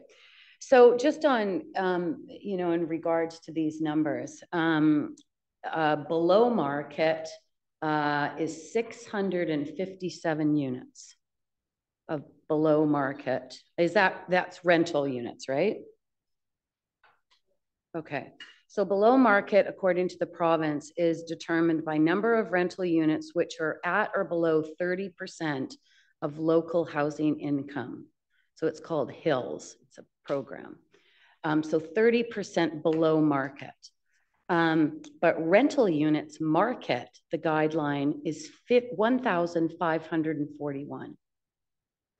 The strata units are 1,297. So I have to ask the question, and this was one of the biggest disappointments with this legislation that the provincial government has laid out, is that they didn't focus on the 30% below market rental to create affordability. The largest part of the supply that will be coming online will still be market, rental. A studio in Lower Lonsdale right now is, well, last year it was $2,900 a month for a studio in Lower Lonsdale. $2,900. Like, who can afford $2,900? That's a mortgage payment, not rental. How can a young person working, you know, in Grouse Mountain or Seymour or, you know, Capilano Suspension Bridge, how can they afford to pay $3,000 a month? You know, plus utilities and just life, the fun stuff, right? Maybe getting a car, your first car, right? So the province is focused on giving us guidelines and only shooting for a third of the market units for rental affordability. I would have been all over championing the legislation if the province had said, we're going to require 30% of units in all strata and rental projects to be 30% below market, to be affordable. But we were utterly disappointed to find out that this legislation and the removal of our municipalities, all the municipalities in this province, zoning powers, which is the one power that we have, is land use. The province has removed that from our ability. And they are not focusing on affordable housing, and we've done it. The mayor of Burnaby, Mike Hurley, he is one of the fastest growing municipalities in the Lower Mainland. He said, we've done density. They're building 30, 40, 50, 60-story towers. He said, it's not bringing the price down. Nothing's happening to the cost of those units. They continue to go up. So the supply and demand rule of decades ago is not working in this community. Why? Because when you have 3 ski hills in your backyard, when you have beaches at your doorstep, when you have world-class trails, when you're an hour and a half away from one of the greatest places to ski in the world, there's a price to that. Location, location, location. I'm disappointed that the province doesn't trust us. We've been doing this for a long time. We've spent millions of dollars creating a community plan, looking at town centers to drive density. And we've been fighting for affordability, and unfortunately we're losing. And I don't think that the plan that the province has is helping. Thank you, Councillor. I will just say, be careful what we wish for. I mean, the challenge is that while these are currently guidelines, they're not requirements under the order. And if the government just simply made them requirements under the order without providing the source of funds to attain that affordability, then they're going to assume that we're going to be using our tax base to be paying for bringing down the housing costs, which means we'd have to raise taxes on everybody in order to produce non-market affordable units in the mix. The studies that we have that suggest that we would have to produce 9 full market units in order to be able to actually have, if you take a little bit off of each one and put it into an affordable unit, then it would take 9 market in order to pay for 1 unit to be meet our definition of affordable housing. And so if you go into towers, you get a ratio of 5 to 1. The guidelines suggest that we're going to produce 1 to 1. And there's no path to doing that with the resources that are available to us from our own capabilities, the province's programming, federal programming, all of the agencies that we work with through BC Housing, CMHC, Metro Vancouver. There's no path to that 1 to 1.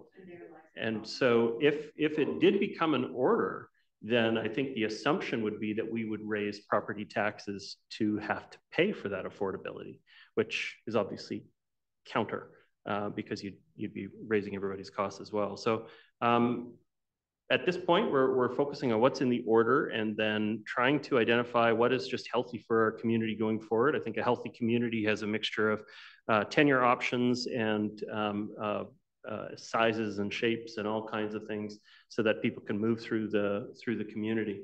But there's no way that we have a path towards a 1-to-1 delivery of affordable units. It would take a tremendous amount of public benefit to produce that. Obviously, where we contribute land, we try to seek as low a cost as we can, as much deep dive social and affordable housing where we can. But I don't see a path towards a 1-to-1 available to us. Councillor Muri, additional comments? I don't have anyone else in the speakers list. I guess my point, Mayor Little, is that your microphone on? Yeah. Oh, okay. I think, Mayor Little, my point is, and I think there is some where you look on the graph. I'm not sure if it's in the housing targets graph from the province or if it's within our own, but the loss of units, the net loss of units of affordable housing. So if we were to include the number of units that were lost through redevelopment, for instance, like Emery, how many units we lost up there, that would have played into a better way to look at this whole picture, rather than assuming when you tear something down and build something new, even if it is below market, somehow it's going to be better for the community. In our case, and in many municipalities, it wasn't better, it was worse. I understand we don't have a path forward, but it seems to me that we as municipalities within the new legislation are being asked to do more. And I wish that the same requirement within the development community, and I understand the issues of the costs, the challenge behind the 1-to-1, but hindsight's 20/20. It's too bad we didn't, push further and try to protect the affordable housing that we had instead of tearing it down and displacing it, and hence we find ourselves in this very challenging situation. And I guess the other thing that the provincial government, I wish that they would look at is, maintaining existing rental that's affordable, old rental, and requiring owners and landlords to protect that level of housing through increased maintenance. I know it costs money, but it's a business. And the more we rip down, the more displaced we're going to find more of our population in. And that's not good for anyone. Thank you, Councillor. I see no further speakers on the matter. I'm prepared to call the question. All in favor? Contrary minded? Motion is carried. Thank you very much. Item 8.5 was passed in consent at the beginning of the meeting. Item 8.6 was referred to the end of the meeting, so we'll be doing 8.7 and 8.8 before next. Next item, 8.7, is the traffic calming solutions for Edgemont Village. Councillor Murray, this is your report. Oh, 8.6 at the end. Yep. Thank you, Mayor. So I bring this motion forward. There was a motion that council brought forward last year and a half ago, and it was a motion that was unanimously passed. It was talking about the speed in Edgemont, and asking staff to bring forward solutions to deal with that speed. We had a report that staff brought forward in regards to the fact that the speed had really not changed within the Edgemont Highland area. They did some data collection from outside the area, and we had a workshop and talked more about 30-kilometer zones in the rest of the municipality than focusing in on the area of Edgemont.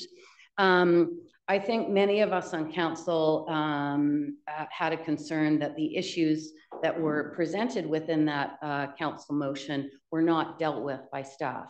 And so we had the workshop, and then I moved to bring forward this motion to be a little bit clearer.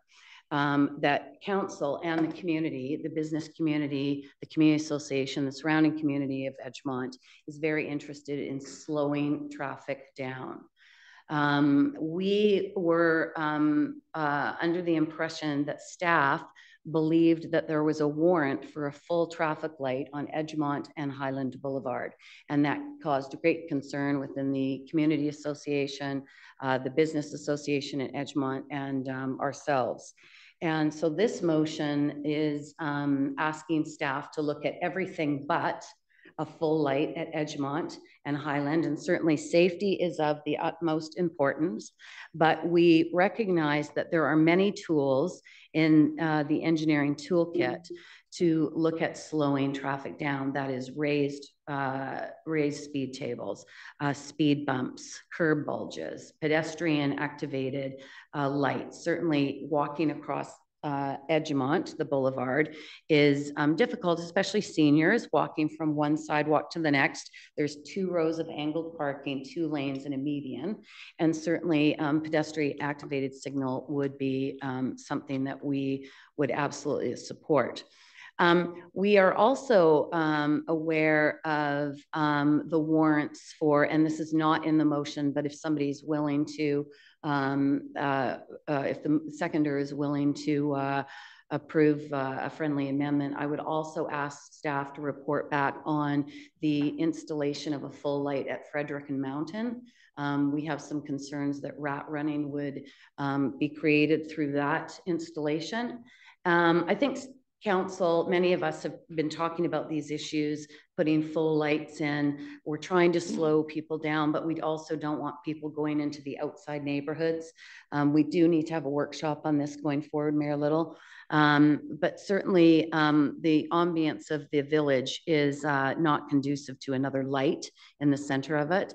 And we would ask staff that they come back with funding options and alternatives to a full light at Edgemont, and also report back on Frederick. Second it. I'm actually going to intercede a little bit on the addition of Frederick. So it's not in the original report. It's not something that council was warned about. It's not something that staff have had an opportunity to comment on it. So at this point, I'm going to consider that portion as being out of order with the original motion. But we can definitely work towards getting staff prepared and reporting back on that. But I wouldn't take the decision without having staff had an opportunity to investigate the matter and talk about the state of things there. So I think I would be willing to allow it to be that it would be the original motion, but then also that staff report back on feasibility options for traffic control at Frederick. That we would be asking for, that would be a... With that, I don't think that that's actually making the decision on it. It's just going to get us more information. Yeah. So be okay with that? Is that okay to the seconder? Yes. Thank you very much. Okay. Thank you very much. Councillor Murray has, actually, I guess officially now you're the seconder. Okay. Councillor Pope, additional comments? Thank you very much. I support this motion. I don't think anyone wants to see a traffic light at Highland and Edgemont. And I would also like to propose an amendment. And that amendment would be to direct staff to use DNV's 2014 Edgemont Plan and Design Guidelines when implementing solutions. This was a report that was created extensive consultation with the community, with experts, with planners, with our staff in 2014 to increase the safety while also providing a vision for Edgemont Village to be more welcoming, pedestrian friendly, and beautiful. So I would like to put that amendment on the table, and I have more to say on it if it's seconded. Okay, and so on the amendment, this is to use the 2014 plan to guide the implementation of traffic calming and services around the area. Is that amenable to the original? Yeah, I'm certainly staff would refer to that document as it's within, you know, the district purview. Doesn't sound like it's in conflict with the original motion, so I'm okay with that. It's accepted. Okay, so then I'll call the question on the amendment. Is there any other discussion on the amendment that's now been moved and seconded by Councillors Pope and Geary? Yes, I would like to have further discussion on the amendment. Yeah. Please. Okay, thank you. So this amendment actually broadens the scope and provides more of a vision for Edgemont and not just one corner of it. And the reason I'm pursuing the discussion of it here is because actually this report has sat on the shelf gathering dust for 10 years. And so I want to make it clear at this point that this is what we want. That we want a vision and we want specific guidelines on how to create spaces in Edgemont so it's safer, pedestrian friendly, inclusive and beautiful, like a little village in Europe. And all of that is in this report from 2014. It will also attract local and international visitors and make it a hub for families, interaction with neighbors, and fun. So many examples of what could be done can already be found in Lower Lonsdale, the city of Vancouver, and around the world. And guess what? 10 years after those initial ideas came out, the research is in, and it turns out that just by putting in paint, otherwise known these days as asphalt art, a street can be made safer. And I have a video that's 2 minutes short that I want to play. If we could do that from the, gives some examples, here we go, of what can be done.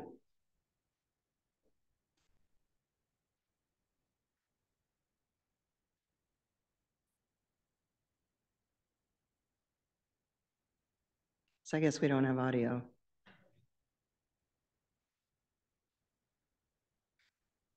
Narrate. So these are visuals of cities around the world that, as you can see, have engaged citizens and laid out plans for painting. And the most astounding thing is a study published in the Washington Post found that because of these efforts, a 50% reduction in crashes involving pedestrians and cyclists, and a 27% increase in drivers yielding to pedestrians with the right of way, just because of paint. So to me, I don't think we should just be focusing on engineered solutions, and instead take the advice of some very smart people who used to work in this building and a few who probably still do, and plan to implement some of these ideas, starting with paint. Or those foam bricks they had on April 1st where you walked across the crosswalk and you held a brick and you made people stop. Island. Yeah. Okay, thank you very much. Councillor Murray, you're the seconder on the amendment. Is that additional comments? Okay. Councillor Back, are you for the amendment or the main motion? I want to speak to both. Okay. Mayor Little, on the amendment first, I'll get another opportunity on the main motion. Thank you. Thank you very much, and thank you, Councillor Murray, for bringing the motion forward. I too want to see. I do not want to see a new full signal there at Highlands and Edgemont.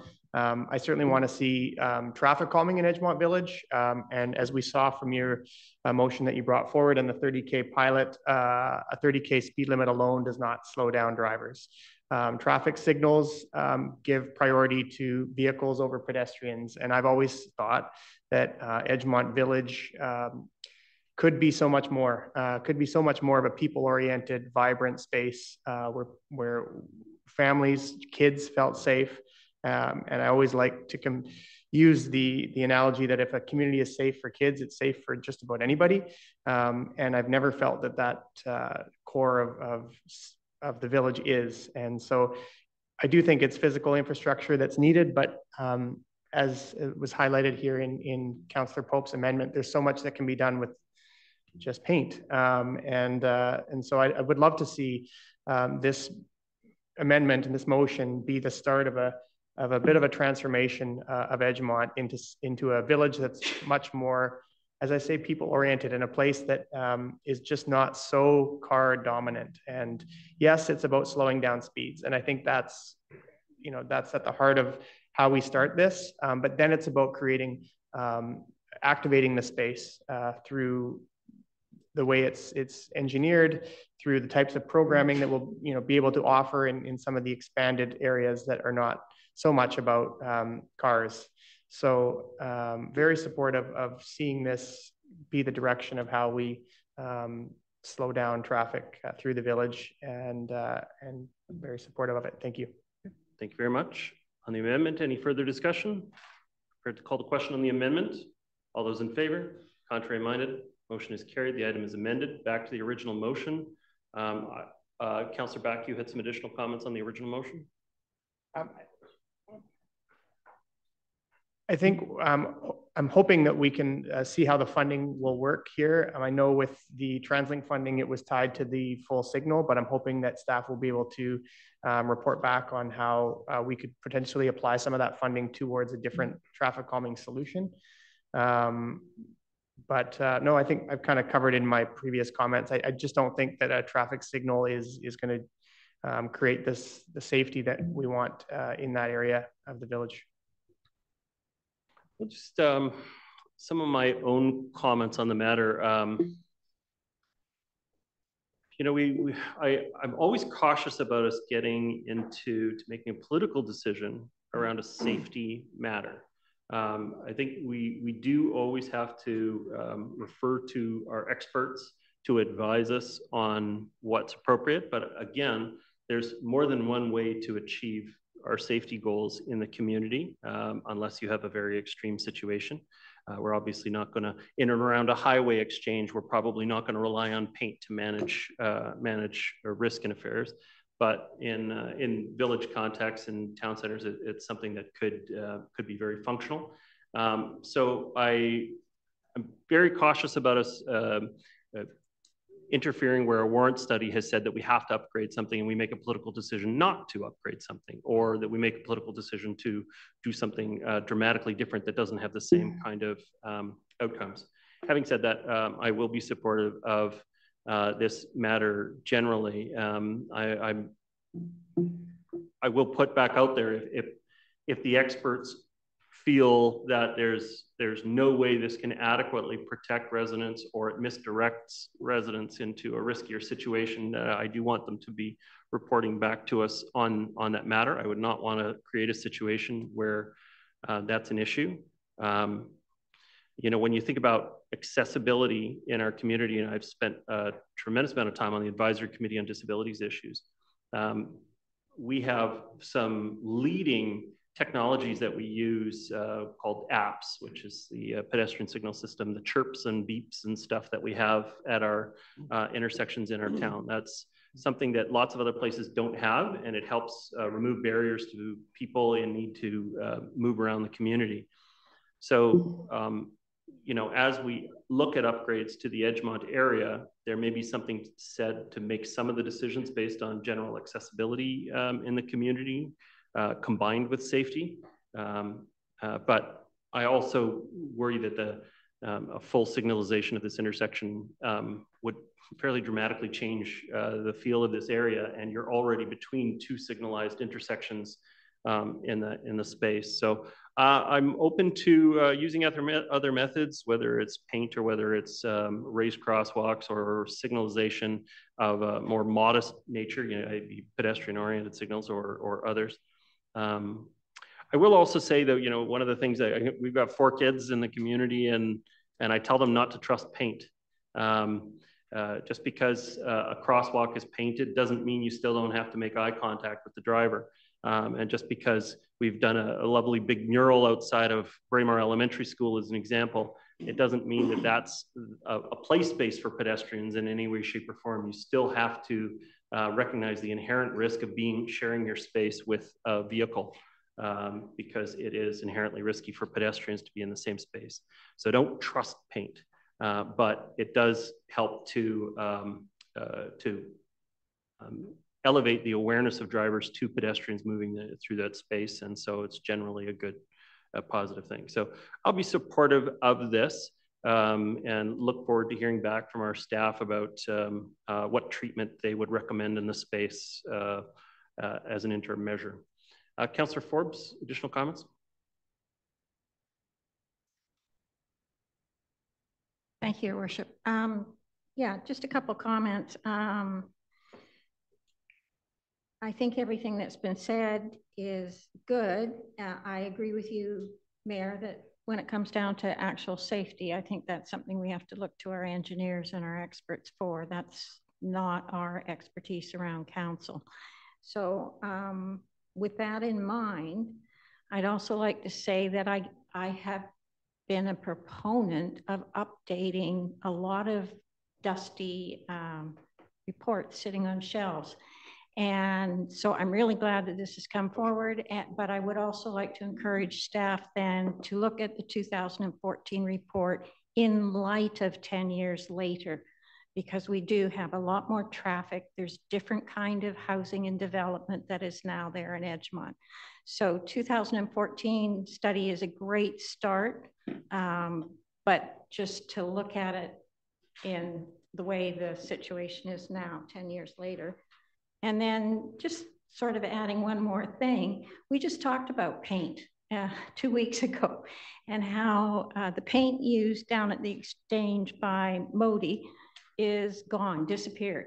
We've also had some of our Pride sidewalks where the paint disappears in 2 years. And Councillor Murray brought forward information about possible paints that would last longer and would illuminate at night. So I'd like to ask when staff looks at this, that they also look at that, a different type of paint, more lasting longer, if that's the route we go. And also, again, because we've been talking budgets, the cost of that kind of implementation. Thank you. Thank you very much. I see no further speakers, but we have had some changes to the motion that are not actually on the screen yet. So I've asked Genevieve if she would be willing to read out the amended motion. Thank you, through your worship. The amended motion on the floor right now is that council direct staff to implement engineering solutions to calm traffic in Edgemont Village rather than the proposed traffic signal at Edgemont and Highline Boulevard, and that council direct staff to report back on funding options for proposed engineered solutions, and that staff report back on feasibility options for traffic control at Frederick, and that council direct staff to use DNV's 2014 Edgemont Plan and Design Guidelines when implementing solutions to increase safety while also making Edgemont Village more welcoming, pedestrian friendly, and beautiful. Frederick at Mountain Highway. Thank you. Yep. Okay, is everyone clear on the motion being considered at this time? Okay, prepared to call the question. All those in favor? Contrary minded? Motion carries. Thank you very much. Bio break. Okay, the next item up for discussion is item 8.8. This is the Pickleball Courts expansion. Councillor Pope, it's your report. Would you like to make your motion, please? My motion is to that council direct staff to identify sites where new outdoor pickleball courts could be located and where current courts could be expanded in the District of North Vancouver. Is there a seconder on that motion? Seconded by Councillor Back. Okay, Councillor Pope, your comments? Thank you very much. Well, as some of you know around this table and in the audience, I play a little pickleball. I discovered it during COVID, and like so many others, I became a pickleball addict quite quickly. It keeps me and other players active. It gets us off the couch, exercising and socializing. It's cheap and accessible, with the only investment being a paddle. And of course, it's tons of fun. The social aspect is noteworthy because that is what makes it different than other court sports. And as we learned during COVID, socialization is critical to our mental health and well-being. Right now, there are not enough pickleball courts to meet current, let alone future demand in the District of North Vancouver. We players know it because we see the throngs of people showing up at courts across the North Shore and often lining up to play. And we also know it because the soon to be released sport court strategy has also come to the same conclusion. I'll pick up on more on that in a moment. Pickleball is the fastest growing sport in North America. And based on regional and worldwide trends, its popularity will continue surging exponentially.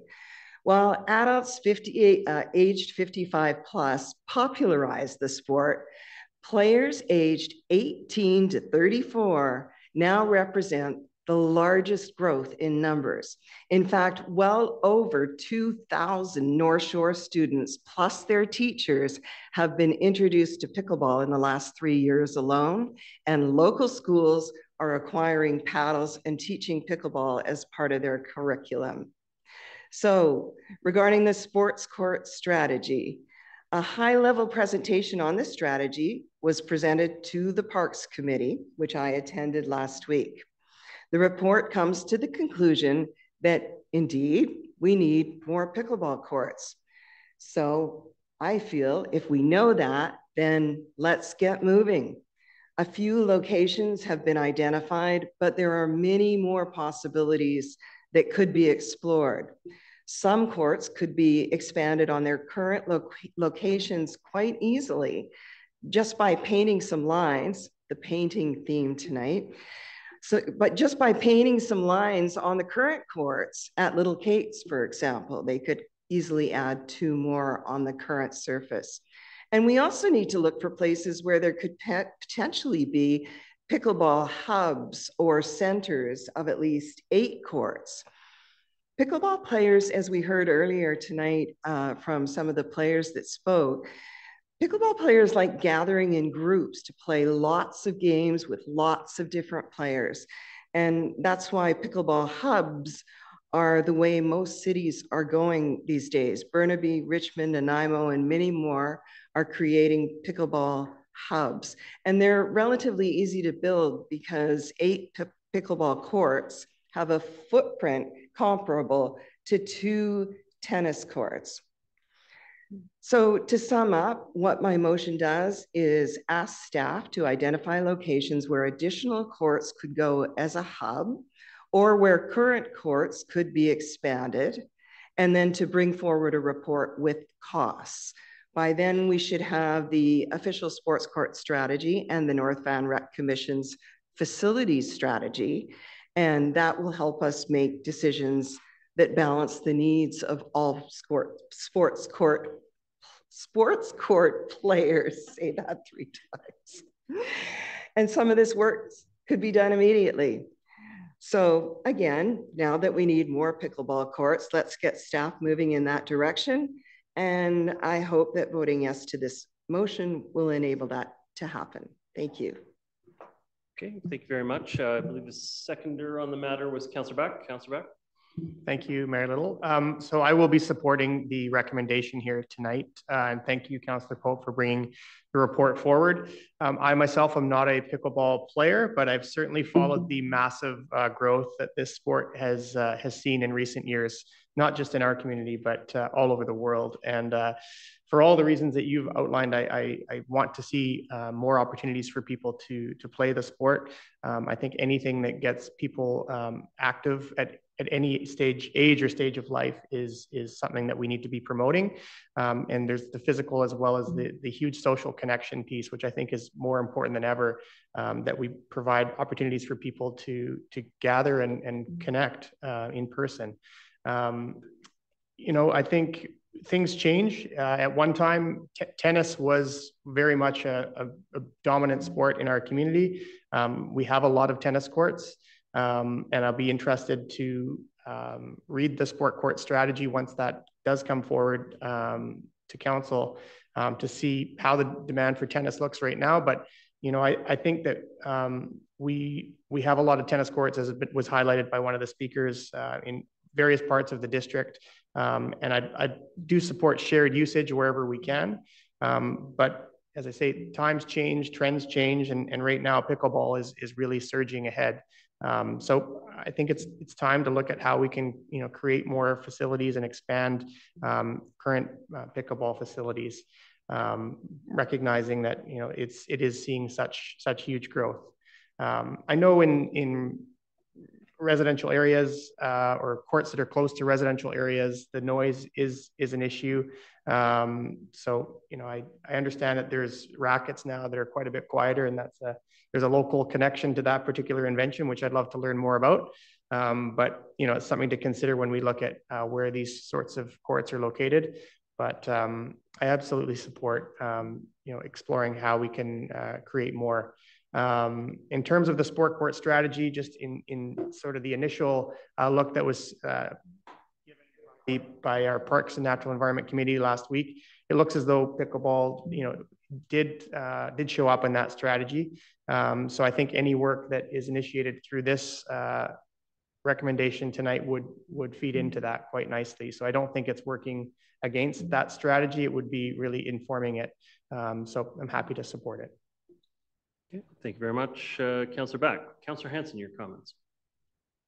Yeah, thank you very much. I agree with all that we've heard from Councillors Pope and Councillor Back. I've never played pickleball, but when I hear about these remarkable athletic and social benefits, it may be that I find myself playing pickleball very soon. I agree there aren't enough courts. That's a message that we do hear from our community. And I do support the call for more courts. We are, of course, going to have to consider overall cost. We've been told that pickleball courts are reasonably cost effective, but as tying in with other discussions in the evening, we do have to be careful at this stage as to initiating new and expensive programs. And we also need to be careful about the way that we're reallocating these spaces away from tennis, but potentially also away from other community needs. Just because it's very fashionable right now doesn't mean I think we should give it a priority that's out of proportion given all of the different user groups across the district. But thank you, Councillor Pope, for bringing the motion. I do support the call for more pickleball courts in North Vancouver District, and I look forward to the report. Thank you, Councillor Hanson. Councillor Forbes. Thank you, Your Worship. It was about 6 years ago, the first time I got a phone call from people who played pickleball. And it was at Little Kate's, and I got involved with those people out there a little bit. And at the time, I think, Mayor, you also understood, you were involved in the fact that they were trying to get pickleball courts there, solely pickleball courts, because of the lineups when the tennis courts, the other set of courts, tennis courts were sitting empty. And there was a great kerfuffle between tennis court users and pickle court users. So I do think that the sports court strategy that the rec center is doing, which involves the rec center facilities with the District of North Van and the City of North Van. I think that's really, really important for us to take a arching overall look at it, not just focus in on just the district, but everywhere and where we can place them. I also think at that time too, there was a lot of uproar about the noise of the sport. So I think we still have to be sensitive. I'm glad that there's new equipment out that has progressed and made it a little bit quieter, but we need to be sensitive about where we're putting them. I just lost my train of thought. Anyway, I'm in favor of anything that's going to keep our kids out active, our adults out active and in the fresh air.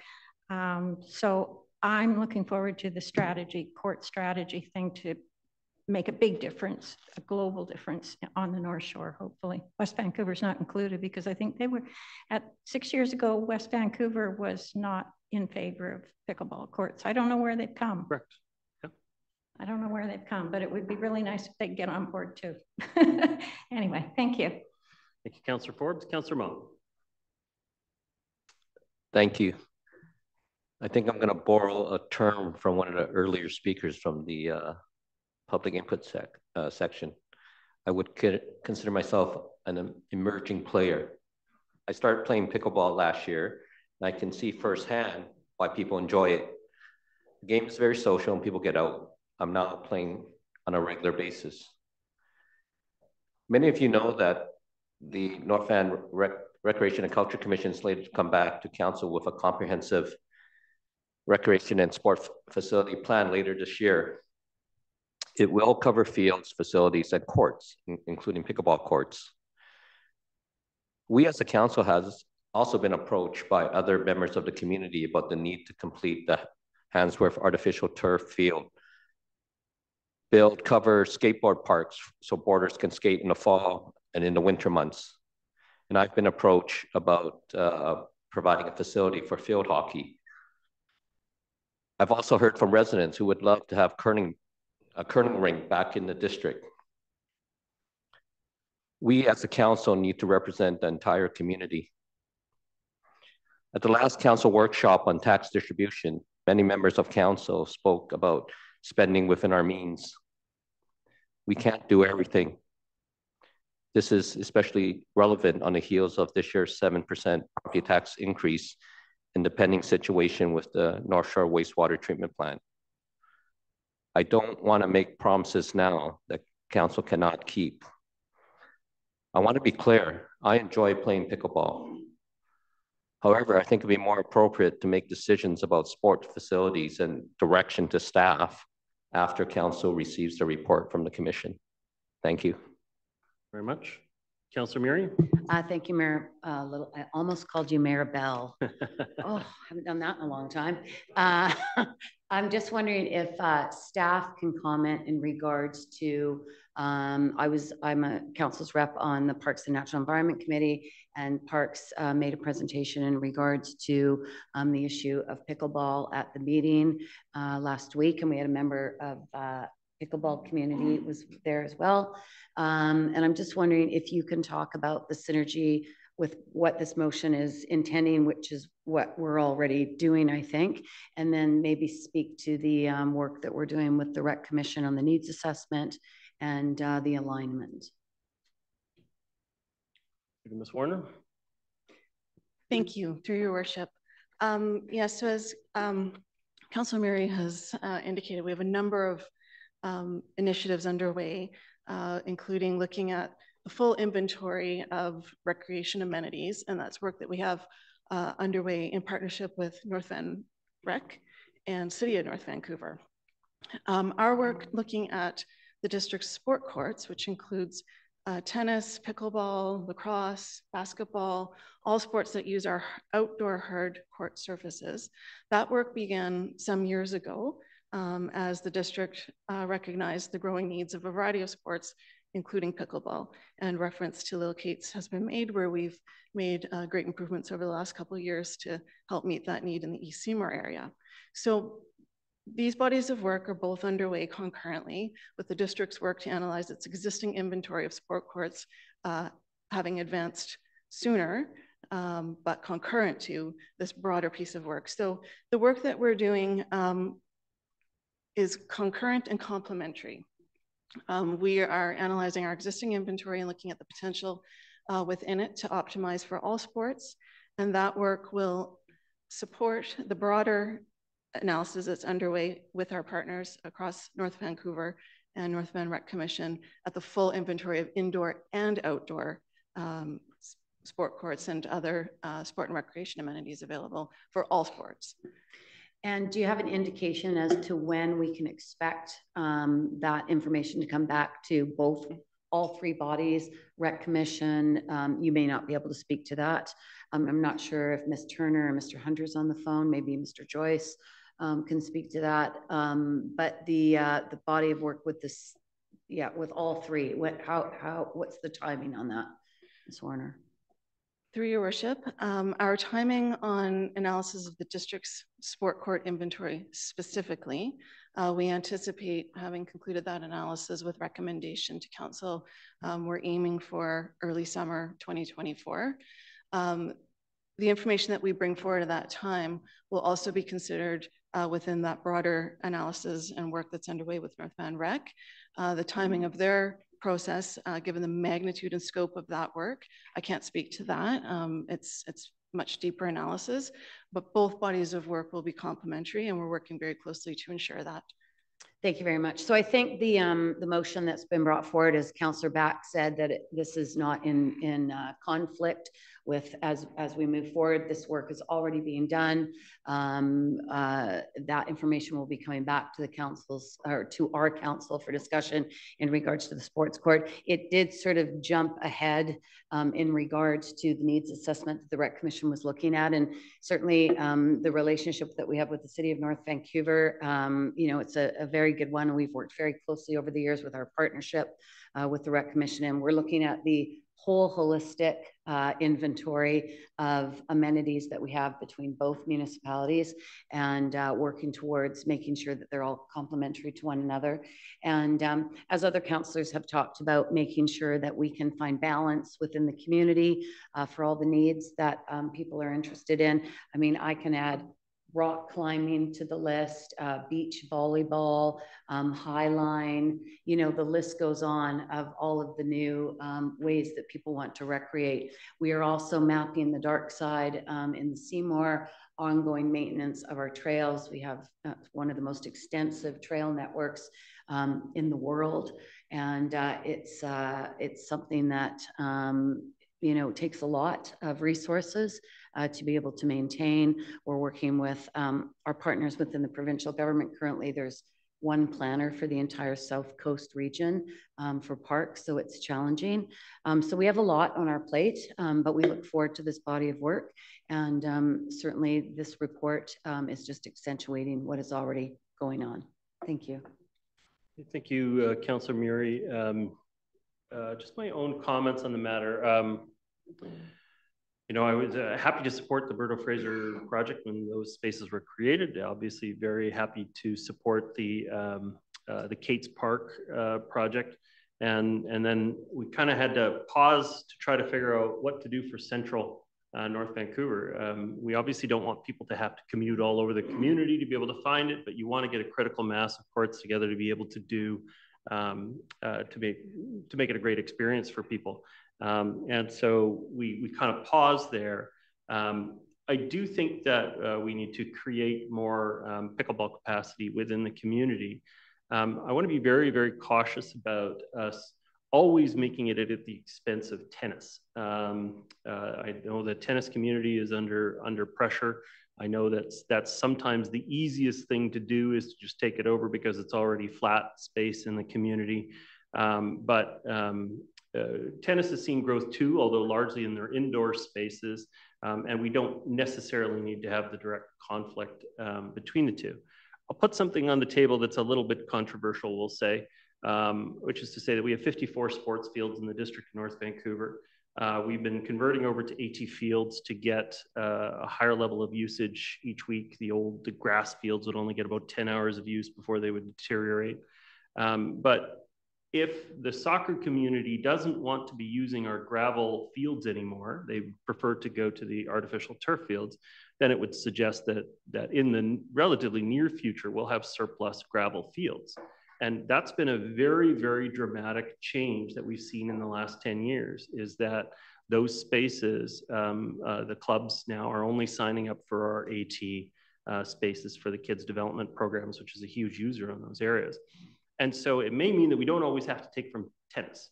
We can look at the other spaces in the community where we have underutilized gravel fields and say it's already a flattened out space. Maybe we can do something else with it if it's surplus to our needs. So I don't want this to just always be a conflict between tennis and pickleball. There's no reason that we can't over time make sure that both sports have adequate spaces to recreate in our community. I do think that the right place for this is in the context of the broader needs assessment study. Committing to a project and then going and studying its place in the rest of the system sounds out of order to me. It's something that we should be going to the needs assessment first, which won't take long. It's already underway. It's already something that's being developed. And so we could get the benefit of that study before we move forward. But again, the location's got to be something that combines convenience. The reason why we picked Kate's as an example was because ready available parking, ready available washrooms, ready availability of washrooms in the space, relatively flat to get in and out. And it was limited in terms of exposure to neighboring residential areas so that you didn't have that conflict. And obviously we mitigated that with the sound fencing and other stuff that we've done there. So it's hard to find a totally great spot for pickleball, but I think if we actually are studying our broader needs assessment, I think we're going to find that we actually do have some other suitable alternatives that we may not have looked at in the past, particularly potentially the flat areas created by our gravel fields. So I'll be supportive, but I think this needs to be in the context of the study. And so I'll look to staff for their response to that. Actually, maybe if I know I'm out of time, but just a quick comment from staff about the timing in that and how we can incorporate that. Same thing for the summer. So as mentioned, our work to look at optimization of the district's existing inventory, that work is well underway and well advanced, and it considers also our work that we're doing together with MVRC and CNV on that broader assessment that's been referenced this evening. And we're sharing our data together also amongst the staff and consultant teams. So we can bring forward preliminary evaluation of the district's existing inventory, we anticipate by summer. Okay. Thank you very much. Second speaker, Councillor Pope. Thank you very much. And I must say, Mr. Mayor, I love your idea of using the gravel field for other uses, especially a pickleball hub. There you go. So I'm hearing early summer, we're going to get one report. And the other report isn't coming in until the end of the year, which sounds like the new year to me, which sounds like 2025. And we already know today, April 2024, that we need more pickleball courts today. So the demand we have now can't wait for study, more reports, when we already know what the conclusion is. And I wanted to just add a couple of things. The costs as well for pickleball courts are minimal, especially when you look at just expanding some of the ones that currently exist.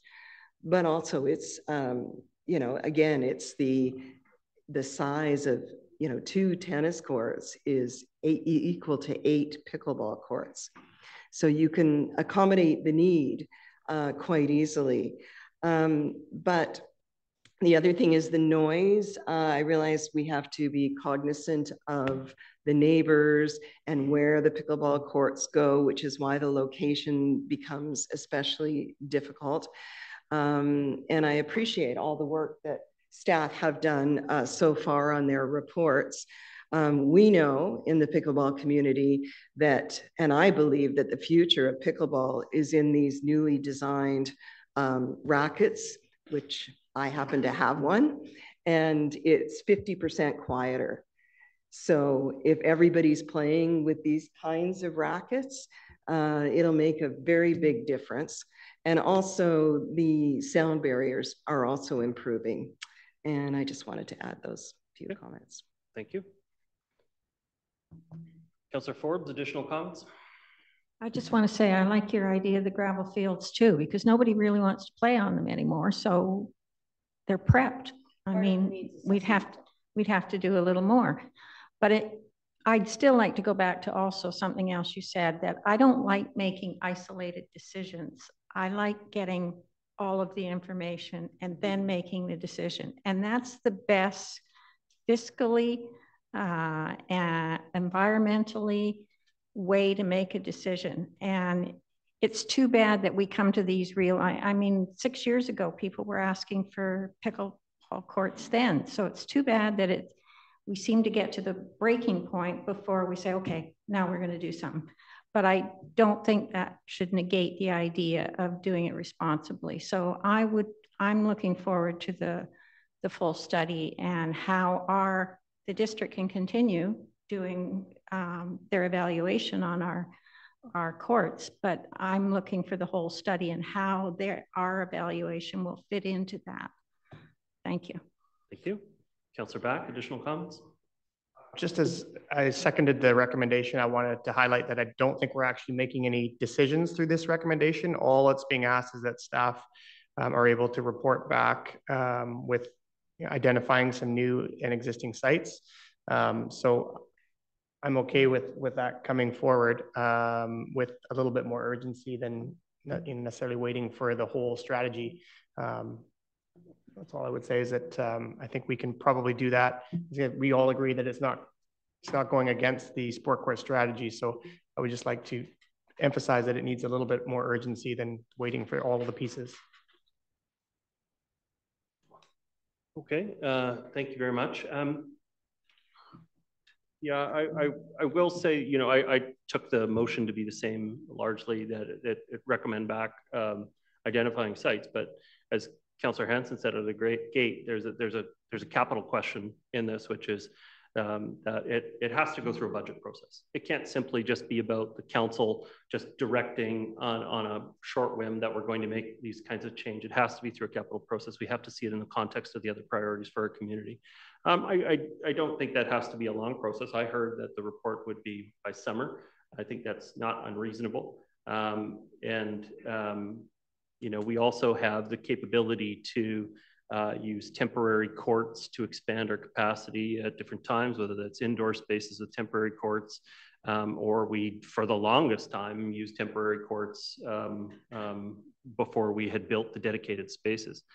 I'm not a big fan of multi-lining. I think that just breeds contempt and conflict in the community. I think that it does have to be dedicated, separated pickleball space, and just as we've had the benefit of dedicated, separated tennis space in the community. One of the big advantages I think we brought forward the last time we expanded was that we no longer had to have, alter the nets, where people were putting weights on the nets to get them to be the right size, that people were doing markings on the ground to change the tennis spaces. I don't think that's desirable either. It should be dedicated, separated, not multi-lined. This should be for pickleball space. Where I'm, with my 15 seconds left, I will just say that, you know, one of the debates we had at the time that we talked about Murdo Fraser was how much we should focus on development and short commutes to the infrastructure that we have versus creating that central tournament facility. And I still think that we probably should be focusing on just making it accessible to people so they don't have to commute long distances. and that the tournament size facility may be something that we pursue in the longer run. No, I still think this is generally the right direction. I've been happy to support pickleball in the past. I just want to do it in a way that's not always in conflict with our tennis community as well. Councillor Forbes, your name's up, and I think that's from before. Is that correct? Okay. I see no further speakers on the matter. I'm prepared to call the question. All those in favor? Contrary minded? Contrary minded? Okay. Councillor Ma is contrary minded. Okay. Motion carries with Councillor Ma opposed. Okay. Moving on to item 8.6. First.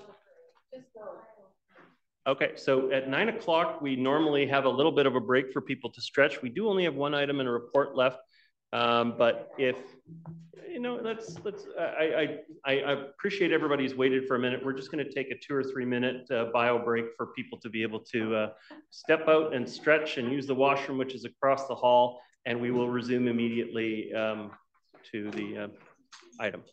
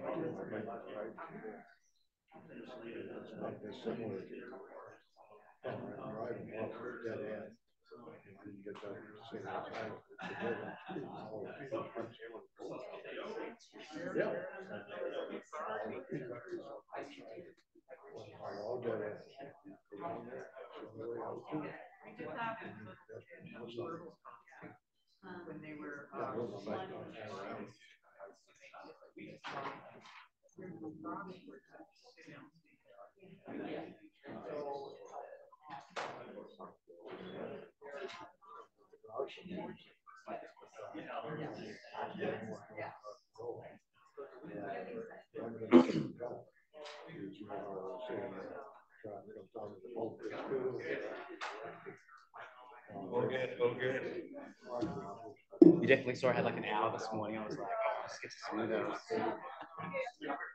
Yeah.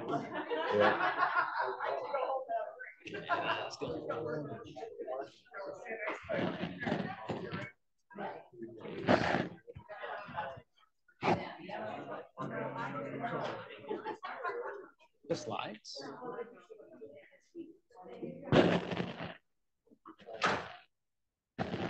It's in a folder. Yeah, I got it. He's getting an MRI today. Thank you.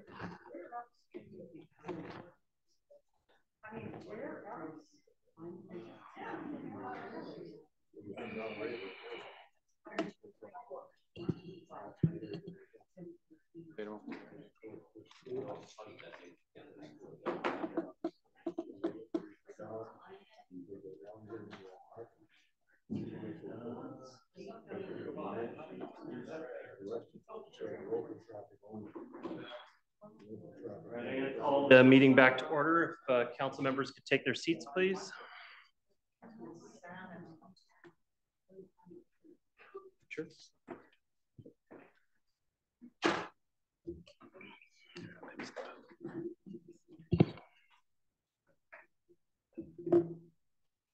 All right. Hope everyone had an opportunity to stretch. We're going to go into the last item, which is 8.6. This is the Deep Cove Parking Review 2024 Implementation Plan. Very first off the top, I've had a member of council indicate that they'd like to recuse themselves on the matter. Councillor Hanson, if you could read into the record your reasons for recusing yourself on this matter. Thank you very much. This goes back to 2014 when this issue originally came before me. I was recently elected, and I have since that time continued to declare a potential conflict. I was advised that the source of the conflict is because my spouse and I have property up Indian Arm, and the suggestion was made that the value of that property, the desirability of Indian Arm ownership and use is contingent in part on parking availability in Deep Cove. And I've stayed consistent with that position, so I will continue to recuse myself. So because you benefit from a parking pass, you'll recuse yourself from there. Thank you very much. Okay. I understand, Mr. Cohen, we have about a 5-slide presentation to present, and then we'll have our discussion. So over to you. Thank you, Mayor Little. Good evening, Council. For members of the public, my name is Peter Cohen, and I'm the Director of Engineering Services. I'm joined this evening by Wendelin Jordan, who is our Acting Manager of Transportation. This evening, we're coming back to Council to present to you staff's recommended implementation plan to create an incremental improvement to the parking management strategy in Deep Cove. To help set the stage for Council's discussion and deliberations, I'll just share a handful of slides. Just as an overview, the report before you is based on 2 years of work as part of our work plan to revisit and update the 2015 Deep Cove Parking and Access Implementation Plan. The staff recommendation before you this evening is based on data that was collected in 2022, public engagement that occurred in early 2023, and several discussions we've had with Council across the fall and the winter, most recently at our workshop on March the 18th. And lastly, for context, the study area in question covers the broader Deep Cove neighbourhood, as shown by the image on the left in blue, and is generally all areas north and east of the Mount Seymour Parkway and Deep Cove Road intersection. As a recap to the staff recommendation, the image on the left is a reminder that we've approached our implementation recommendation in trying to strike a balance between the parking needs of residents, businesses, and visitors in Deep Cove. We know that there are many frustrations within our community as it relates to problematic parking and circulation within Deep Cove, and our recommendation accommodates the needs of all 3 groups, but we recognize that no single group can get everything that they desire. The proposed recommendation before you is not intended to resolve all of the transportation issues in Deep Cove. It's rather intended to be an incremental improvement and a step in the right direction. The 2 images on the right-hand side provide a snapshot of the changes being proposed by staff. Key aspects include a quadrupling of resident-only on-street parking spaces in Deep Cove. This is an increase of hundreds of spaces. Having approximately 70% of all on-street parking being prioritized for residents in some manner. There's also a roughly doubling of time-limited spaces to encourage higher turnover of spaces, and also in maintaining unrestricted on-street spaces that are within walking distance to key destinations. One key message to remind Council is that staff's approach to this proposed parking strategy is by taking a holistic, neighbourhood-level look at this issue. Usually, we would look at parking on a street-by-street level as we start to hear complaints and concerns. This is no longer effective in Deep Cove, as this will simply move the problem around. And so the staff recommendation tries to look at a broader strategy that removes a neighbor first neighbor or street by street scenario. In terms of the feedback that staff heard on March 18th at the workshop, you will see a lot of this reflected in the staff report before you. Firstly, we heard general consensus from Council that the previously proposed 10 a.m. start to any time restrictions was considered too late. Staff have made modifications based on this feedback and are now providing a recommendation for these time limits to start at 8 a.m. We also heard a number of considerations being brought forward from certain councillors, whether this be the possibility of on-street paid parking, a tighter control on managing traffic in and out of Deep Cove, consideration of reintroducing a shuttle service, whether technology could be considered, maximizing RPO spaces, and reducing time restrictions down from 3 hours to 2 hours. All of these elements that we heard from the workshop have been provided by staff in the report, either through commentary or through the options that are provided for you. We also know that some members of council have expressed inquiries relating to some type of parking exemptions for Deep Cove business employees, and staff have shared further information with council on that matter. In the interest of time, I'll wrap up here, but I have staff available for any questions that we have for council. Thank you. Just before you leave the table, I will just double check. So there were a number of questions that came in the public input period, specifically around the issuance of passes. Yeah. How many per household? Is it consistent across the community, and is there a charge for that first one or additional passes being issued to a house? Sure. So the answer to that question is that we're taking a holistic approach across Deep Cove, where passes would be provided as 2 parking passes for a household with a flex pass for visitors to be used as well. The cost of that service or the fee for that would be roughly $35. And that's in line with our fee for service perspective that we provide to any fee that we have for these types of passes. It's $35 per year as a nominal recovery fee for our staff time. Is that correct? That is correct, Mayor Little. This is all to recover administrative costs for these types of passes. Thank you very much. Thank you. Okay. I'm going to give you a chance to speak in just a moment, but you're not the first speaker on the list, so I'm just going to check with Councillor Ma. Do you have a motion on the matter? Yes. First, Peter, thank you for the report, and thank you to your staff for taking the time to... Sorry, you're moving the staff recommendation, is that correct?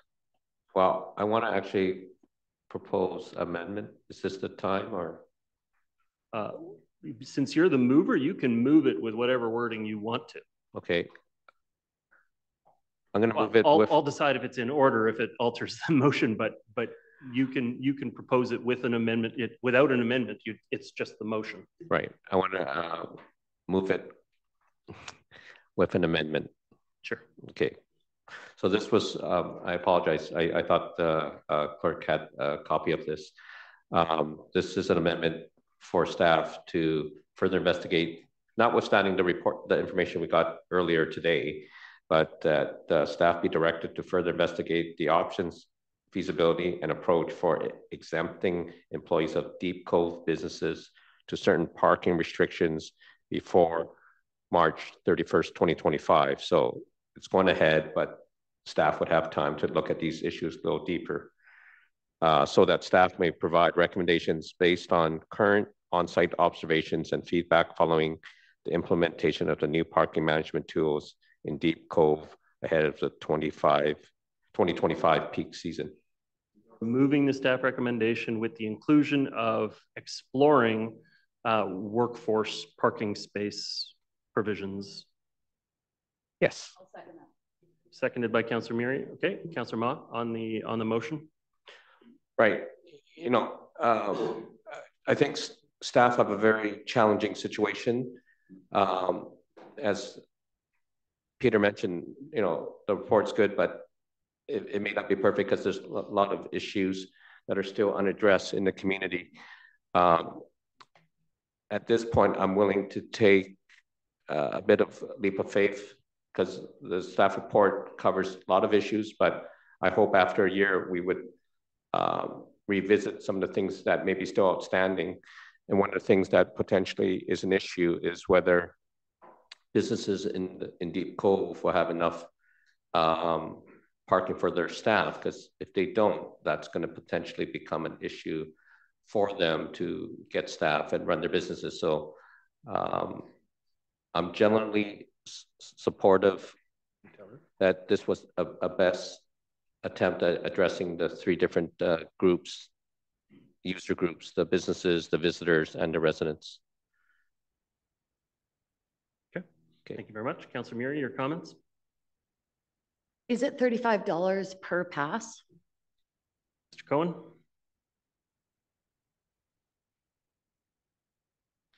Yes, so through the mayor, it's $35 overall for the application. Do all resident parking only areas in the district pay? Through the mayor? Yes. Upper Lynn pays? I'll take that away and we can confirm. And I'd like to know the number of passes that different areas get versus the Cove. That should come back. So I will support Councillor Moss, but I have a number of amendments as well that I'd like to add. Okay.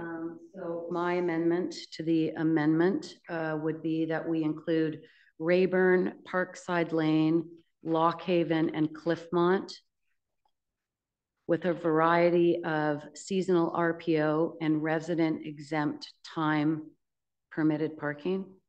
Okay, is there a seconder for that amendment? Seconded by Councillor Ma. Okay, so discussion on the amendment. Councillor, we'll have, okay, if you have it written down, we'd like to provide that to the clerk.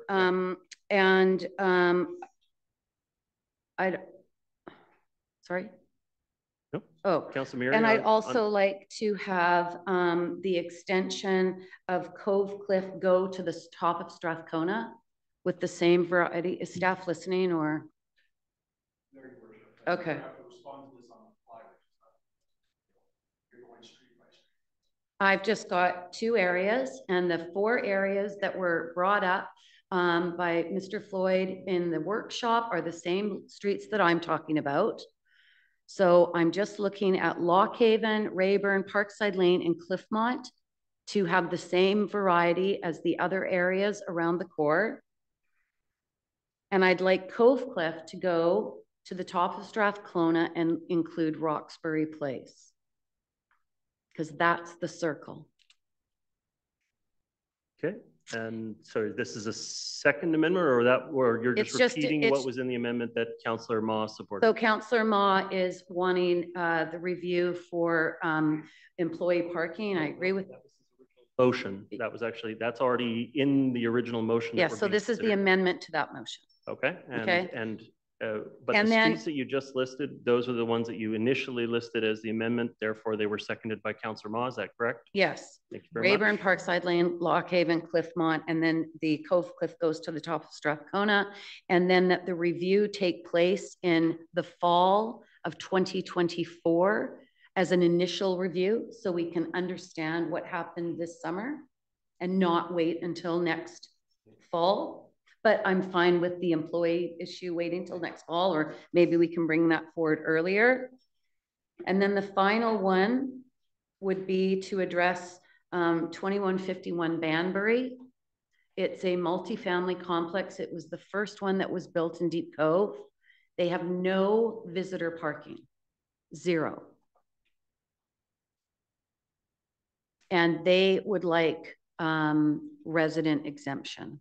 Okay, so just to be clear, Councillor Ma, are you considering this you're supporting all of this, including the last one that was mentioned, or would you like me to break them out as separate amendments? I'm trying to get them down too, but generally I'm supportive.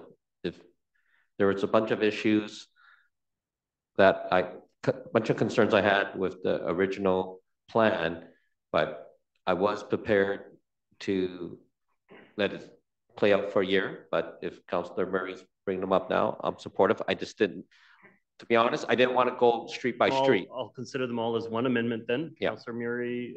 And my last one, this is my last one. Yeah. Take it, just breathe, just through. I know I'm driving you crazy, but just.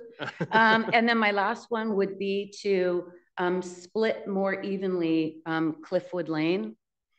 There was a speaker that has been speaking on a regular basis, Sonia, who lives in that community, and the split of 80-20 needs to be more balanced. It's a very small area with a very steep incline. Again, I'm checking with Councillor Ma. Is that all one amendment?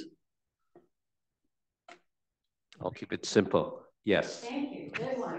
Them at that all as one amendment. Okay, on the amendment, Councillor Murray. Thank you.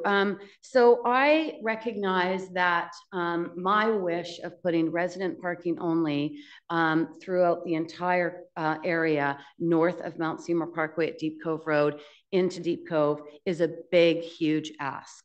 And I completely support the impact of the businesses coming from a small business family and one who worked on Gallant for over 10 years. And I understand that taking away resident parking later is going to be a challenge. So I will agree for this gradual implementation. But I think what's missing is the understanding of how this community operates and the geography of it. This community was built in the 1930s and earlier than that, in the 40s and 50s, where there were no permits for houses. They were little cottages that existed. No one cared about Little Deep Cove. Build a house wherever you want. Half the people on Panorama put driveways on our roads. That's why we have licenses to occupy for garages, because they didn't build them on their own properties. They built them on a road. The steep incline of some of these areas, the access points in and out of an area, doing U-turns in the middle of the road. You need to, I looked on the map last week when we got the report, and I noticed at the intersections of some of these areas, there were little white areas suggesting that that's where you don't park. But if you go down there on a weekend, there are people parked on the corners of the intersection. I'll take my other 2 minutes. Actually, on an amendment, you don't get another 2 minutes. Isn't that correct? That's correct. Okay. So if you could wrap up on the amendment. I implore that these additional amendments that I've added are going to make it more of a middle ground for people. It is going to be more reasonably accepted by the community, and I think it's going to go farther to address the issue. When we do get back to the main motion, you will have an additional stuff. You will. You absolutely will. Councillor Ma, your comments on the amendment, please.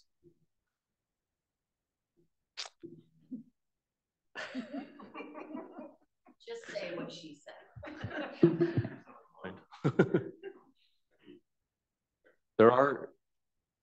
There's a lot of good work here, and the staff have taken a lot of time.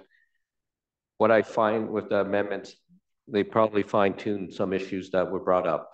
So I appreciate Councillor Murray for bringing that, and I appreciate her supporting the my motion that I made regarding the employees. So that's it. Thank you. Okay. I'll speak on the amendment.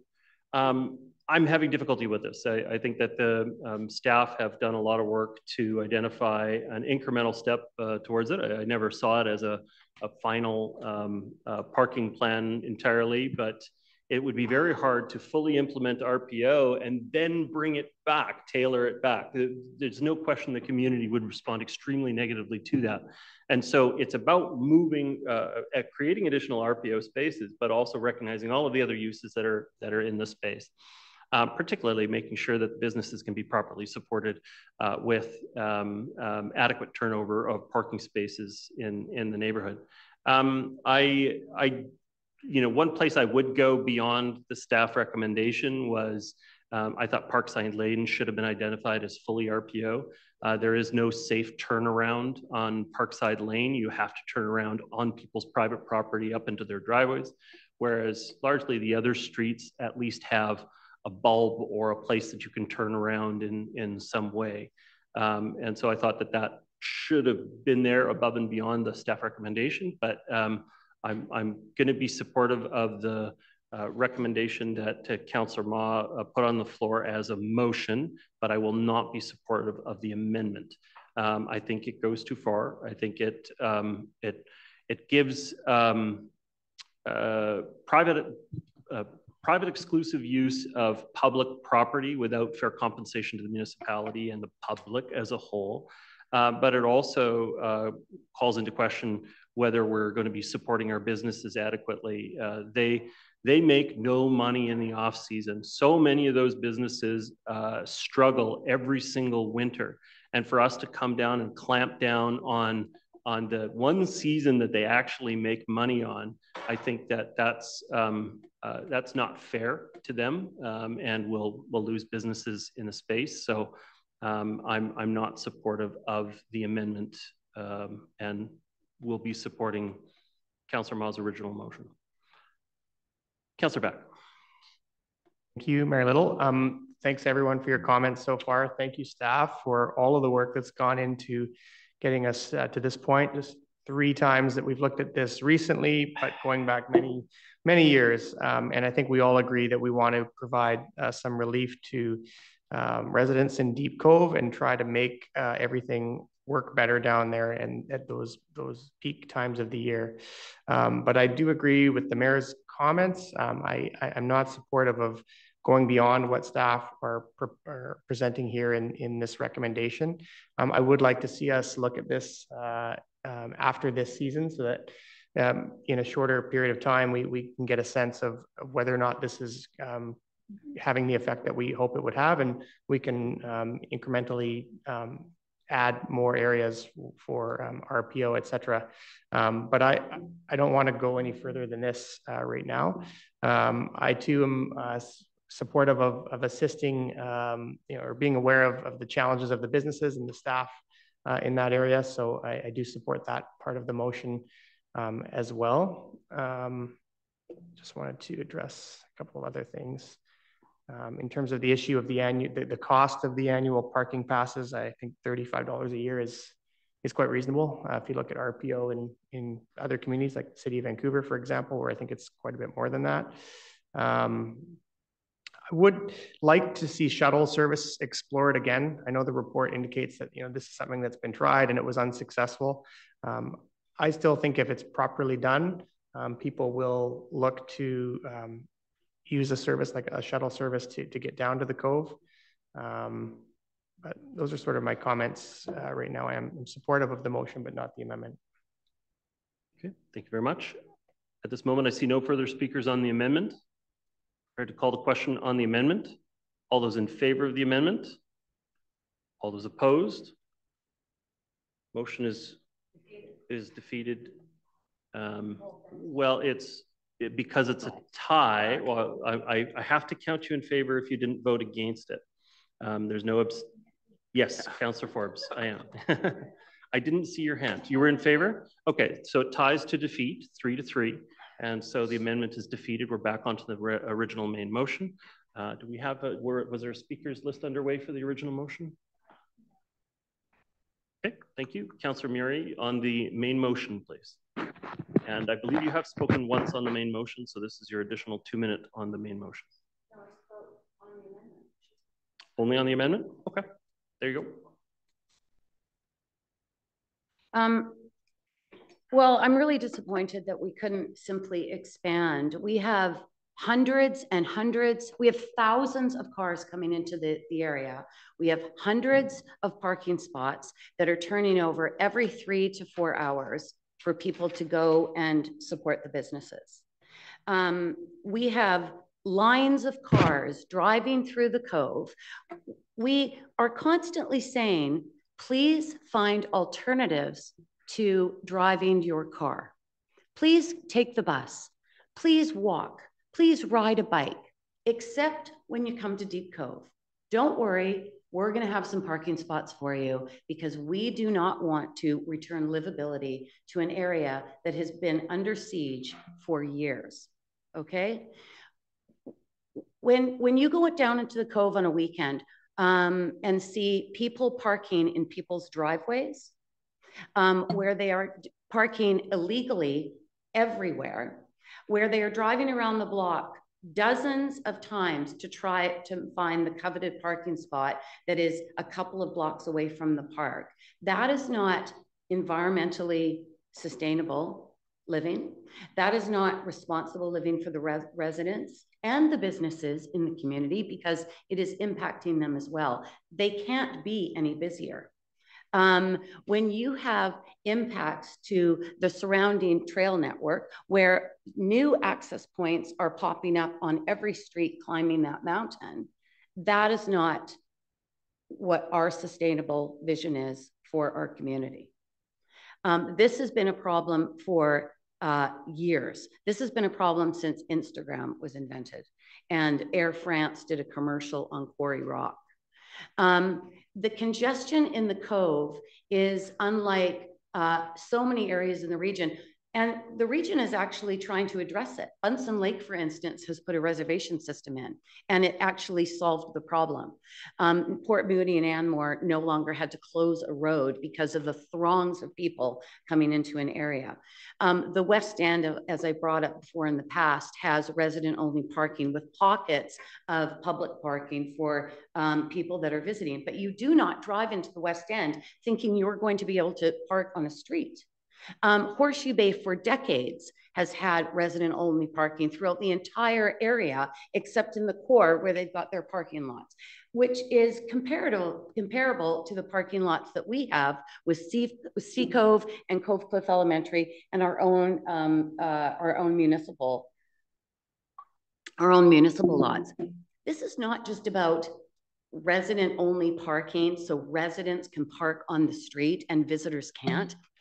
This is about managing congestion of cars that don't stop coming into the area on the long weekends, to the point where a few weeks ago on the Easter long weekend, there was so much congestion and, you know, road rage is a regular occurrence down there.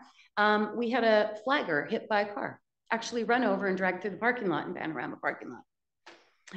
Today, I heard from somebody that was at the Costco in Langley that said there was so much, there was a fight that broke out in the parking lot and the police were called because people were fighting over parking spots. Like, I'm not sure what we've become as a society when we're dealing with this kind of chaos. I had a resident in Deep Cove argue with a visitor who said, why can't I park at the bottom of Eastleigh Lane? Why can't I park in your driveway? And they said, well, you can't because we park in our driveway. But this visitor actually wanted to come in and park in their driveway simply because it was empty and he couldn't find a spot. I don't know why it's so challenging for us to, I'll take my other 2 minutes.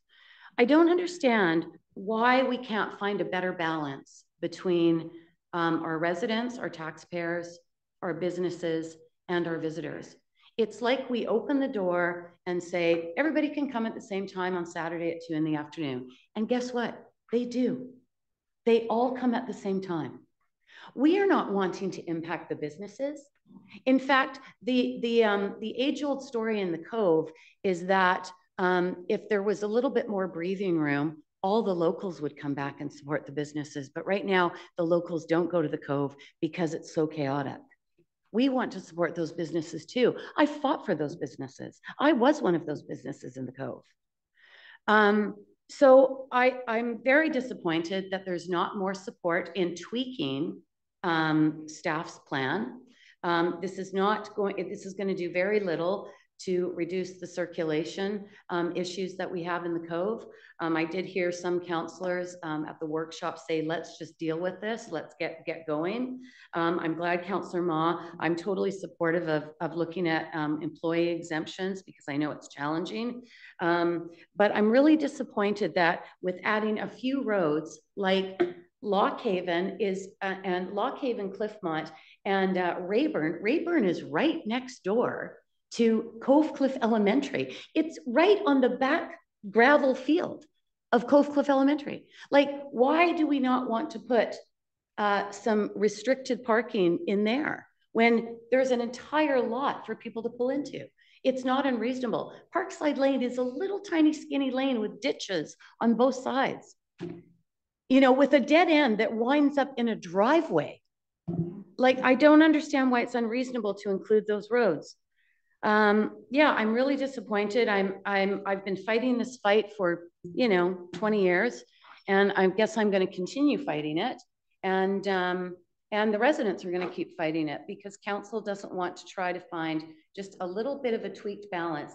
And I certainly didn't come into this chamber tonight thinking that I was going to get RPO everywhere. I'm fine trying to create a balance.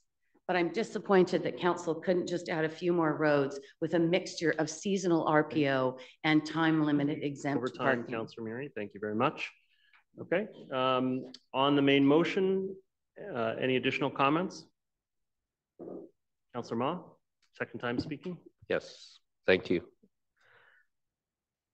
I don't have the history that Councillor Murray has in that area. I have tried to listen to some members of the community to learn about it. I saw earlier in the staff drawings about the 3 concentric circles about, you know, the 3 different groups. You had the residents, you had the businesses, and you had the visitors. I would argue, and hopefully this, you know, I'll be more vocal about this at the appropriate time when it comes back on the review, but I think we need to give priority to the residents, followed closely by businesses. The challenge is businesses are successful by both the residents and visitors. So I understand the challenge the staff have, but if we had to put them in order, my first order is the residents. This is a comment. A second point, and I've had a discussion with Peter, but I think it might be Mr. Milburn's group more, but I think enforcement is going to be important and critical to whatever we implement there. And you know, we talk about budgets, we talk about being responsible, but we also talk about our community. We may have to look at whether we need, you know, I don't know the hours that our bylaw officers there. I don't want to get at that level in terms of making those kinds of decisions, but I think it's important that we look at enforcement. If we're going to have rules there, and these rules are going to have this impact that we want, then we better make sure that those rules are enforced. Okay, thank you. Thank you, Councillor Mott. Councillor Pope. Thank you very much. Well, I too am deeply concerned about residents in Deep Cove and the kind of chaos that's been brought into their lives. And I'm just not sure there's a perfect solution. I do appreciate that staff have, you know, tried to navigate this and come back with a couple of different options. I actually favor option 2 that endorses pay parking on all the streets. I think that we've seen that works in other jurisdictions, and it would certainly send a strong message that people can't park for free all day. And it would enable more people to come and better traffic flow. I'd also still like to see a shuttle of some kind on the weekend or in peak hours during the summer season. I think it has been tried in the past, but it wasn't as bad as it is now. And so I think that's worth a second look. I do also believe that we need enforcement to be really hefty fines for people parking in people's driveways or longer than they're supposed to on the street or where they're not supposed to. I think we need to probably hire more people to ensure that that happens, or summer students or something. And we need to do it this summer and not wait until next year, which raises another point. I'd like to see reporting come back this year, not wait until a whole other summer goes by and then have more. I'd like to see some kind of fulsome report in this fall. In addition to, I note that there will be the tweaking done as we go this year. So that's good. And I also support looking at parking exemptions for staff. I think that's something we have to be cognizant of. Those are my thoughts. So I'm not quite sure where that leaves me with the options, but I think it's option 2, because option 2 includes the pay parking on the street. I got that right? Mr. Joyce, additional comments? Yeah, just some comments, Your Worship. One of our goals, first of all, we've made changes to the Cove every single year. We make changes every single year, whether it's overflow parking or changes around the RPO, trying to keep up with that. And one of the purposes of the workshops was to show you the toolkit we had, but the engineers are running out a bit of the toolkit. So it's down to a community political decision on this front. The other thing to keep in mind is we, again, because of the chaos, I acknowledge that, is to get something done for this summer, which I start for me as May long weekend. And that's on us now. And you heard Mr. Cohen say a couple of weeks ago after the workshop, we can do that. This is a fourfold increase into RPO. So to Councillor Ma's point, we are absolutely prioritizing the residents over the Cove on the parking and the safety issues. To Councillor Mary's point, yeah, there could be tweaking. This is our best shot at it at this point in time, but if there's safety issues that come up with cul-de-sacs or lanes or whatever, we can look at that as well. But I'd encourage council to go with this and get something done this summer, so we can continue to improve in a battle that we continue to struggle with residents coming to the Cove or visitors. The shuttle bus, that last time we tried was on a loop with the suspension bridge and Grouse Mountain. I think this time, and staff are looking at it, we'd look at a staging area just over the second narrow specifically for the Cove. I think is the only way that's going to work. You'd have to have a staged area where hopefully we can find a location, maybe Cap University or something along those lines, and then have that buzzle direct into the Cove and then back, as opposed to doing the three-point route, which really there was no take up on. So what came out of the study we did 7 or 8 years ago with two big things was pay parking, which is coming your way, as you know, in the parks, and the shuttle bus. So those are in play. But I would encourage council tonight to give direction to staff so we can get something in place for the residents this summer. Thank you. Yeah, and there is a motion on the floor that I think gives direction on the bulk of this issue. So Councillor Pope, you still had time if you wanted to add further comments, or you're complete. Thank you very much. Councillor Back, your comments. Thank you very much. I just wanted to reiterate my support for the motion on the floor because I do want to see some action taken for this summer season.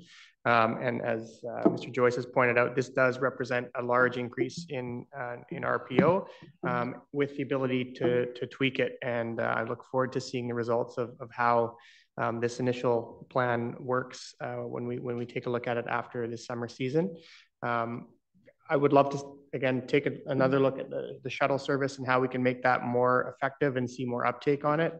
I would also, I wanted to talk about Quarry Rock. Obviously, when you talk about Instagram, Quarry Rock is where people want to go in the summer. And I don't know if that we've ever looked at any kind of a pass reservation system for that, much like has been done at the Mount Seymour Provincial Park, for instance. But I think maybe that's something that we may want to explore as well, when that's where so much of the summer traffic wants to go and do that hike that everybody's seen on social media. And then, I'll feel more comfortable making parking more restrictive when we have active transportation investments that are actually complete. And right now, there is still no safe way to ride to Deep Cove. That's for all ages and abilities. I know we are making significant investments in Spirit Trail, but it's going to be a few years, 2027 being the target for having that link to Deep Cove. So that's when I'll feel comfortable saying that we're providing alternatives for people, but to driving. But right now, those alternatives are not fully there. So I think as a starting point, this is a plan that's taken into account a lot of different needs, and I'm comfortable with it, as I say, with the ability to tweak it as we go along. My comments on the motion. I don't know how comfortable I am with issuing staff parking passes. I know that I would definitely benefit from it, meaning I've got 2 kids that work in the Cove. But I still think that it probably violates to some degree our legal restriction on providing direct assistance to businesses. And because you would be making it so that they would have an advantage and free parking for their workers, which seems like a direct benefit to them, which I think would violate the provincial regulations that we have on it. So I would be curious if staff are going to look into the matter, if they could perhaps give us some direction on that legality piece. I do think that the businesses are under a tremendous amount of pressure, and they have a hard time hiring because the 211 and the 212 go to such limited runs after certain hours, although most of the businesses are operating within their service hours. But we do need to badly increase the weekend access on both the 211 and the 212 directly into the Cove. They're not adequate service on the weekends for the numbers of people that are going into there. But for the businesses itself, I'll be curious what staff come up with in their presentation and look at what they would contemplate for that. But it's not something we offer anywhere else, even in other very congested business spaces. In other congested business spaces like Capilano Suspension Bridge, the Grouse Mountain, we expect them to provide opportunities for their staff, either providing them transit passes or pay parking, or it becomes a taxable benefit if they actually offer them parking within their space. And so I think that, on the face of it, I don't know that that's lawful for us to do it, but I will look forward to staff reporting on it.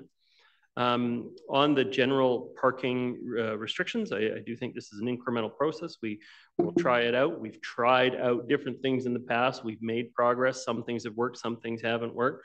And we'll just keep moving towards that. This is not an insignificant change.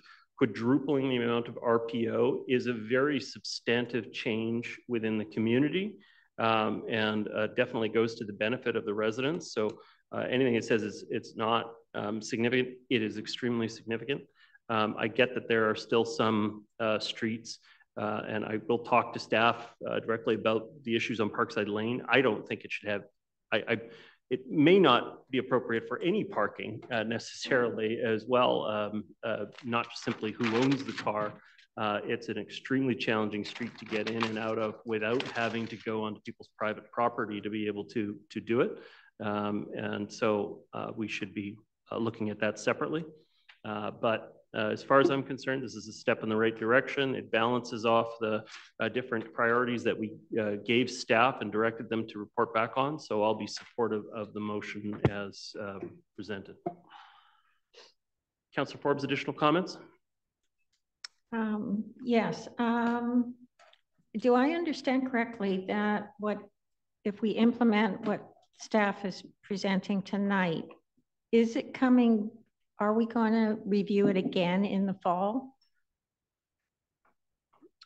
It will be a combination of things. It would be implementing the changes at the earliest opportunity it can be, but then also reporting back on how the implementation measures are working. Can I get clarification from staff, Mr.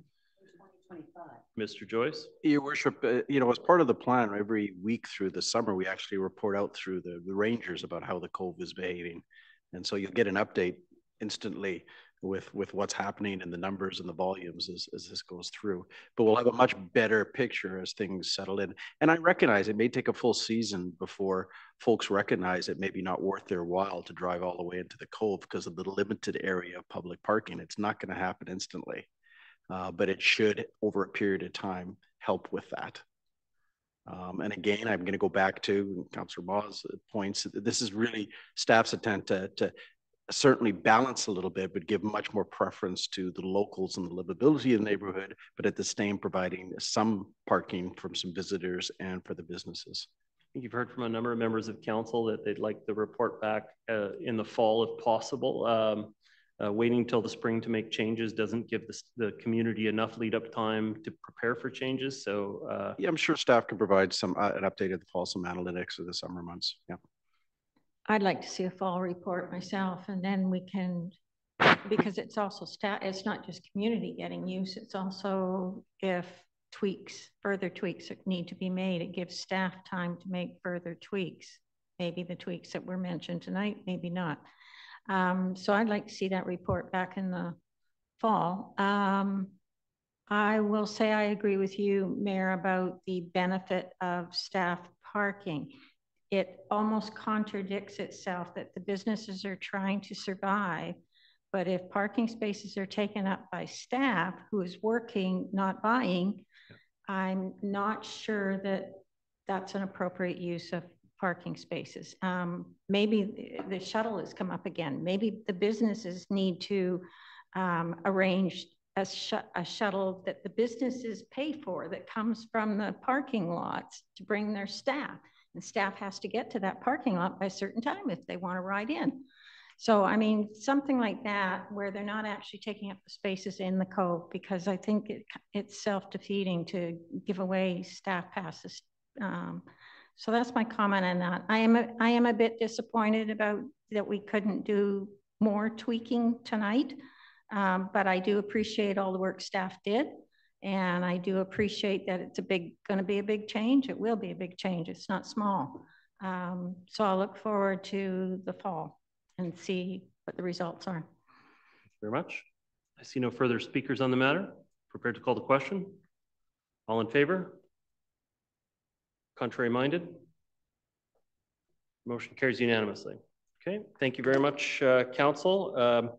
We're a little tight on our 10:30. If it's okay with you, I think we'll leave reports to another day. Having completed the business of the evening, I'll accept adjournment. Thank you very much, Councillor Murray. We are adjourned. I did just want to say thank you very much to the staff for preparing the reports for our consideration. Thank you to members of the public for participating in our meeting. Everybody have a fantastic evening and week. Good night.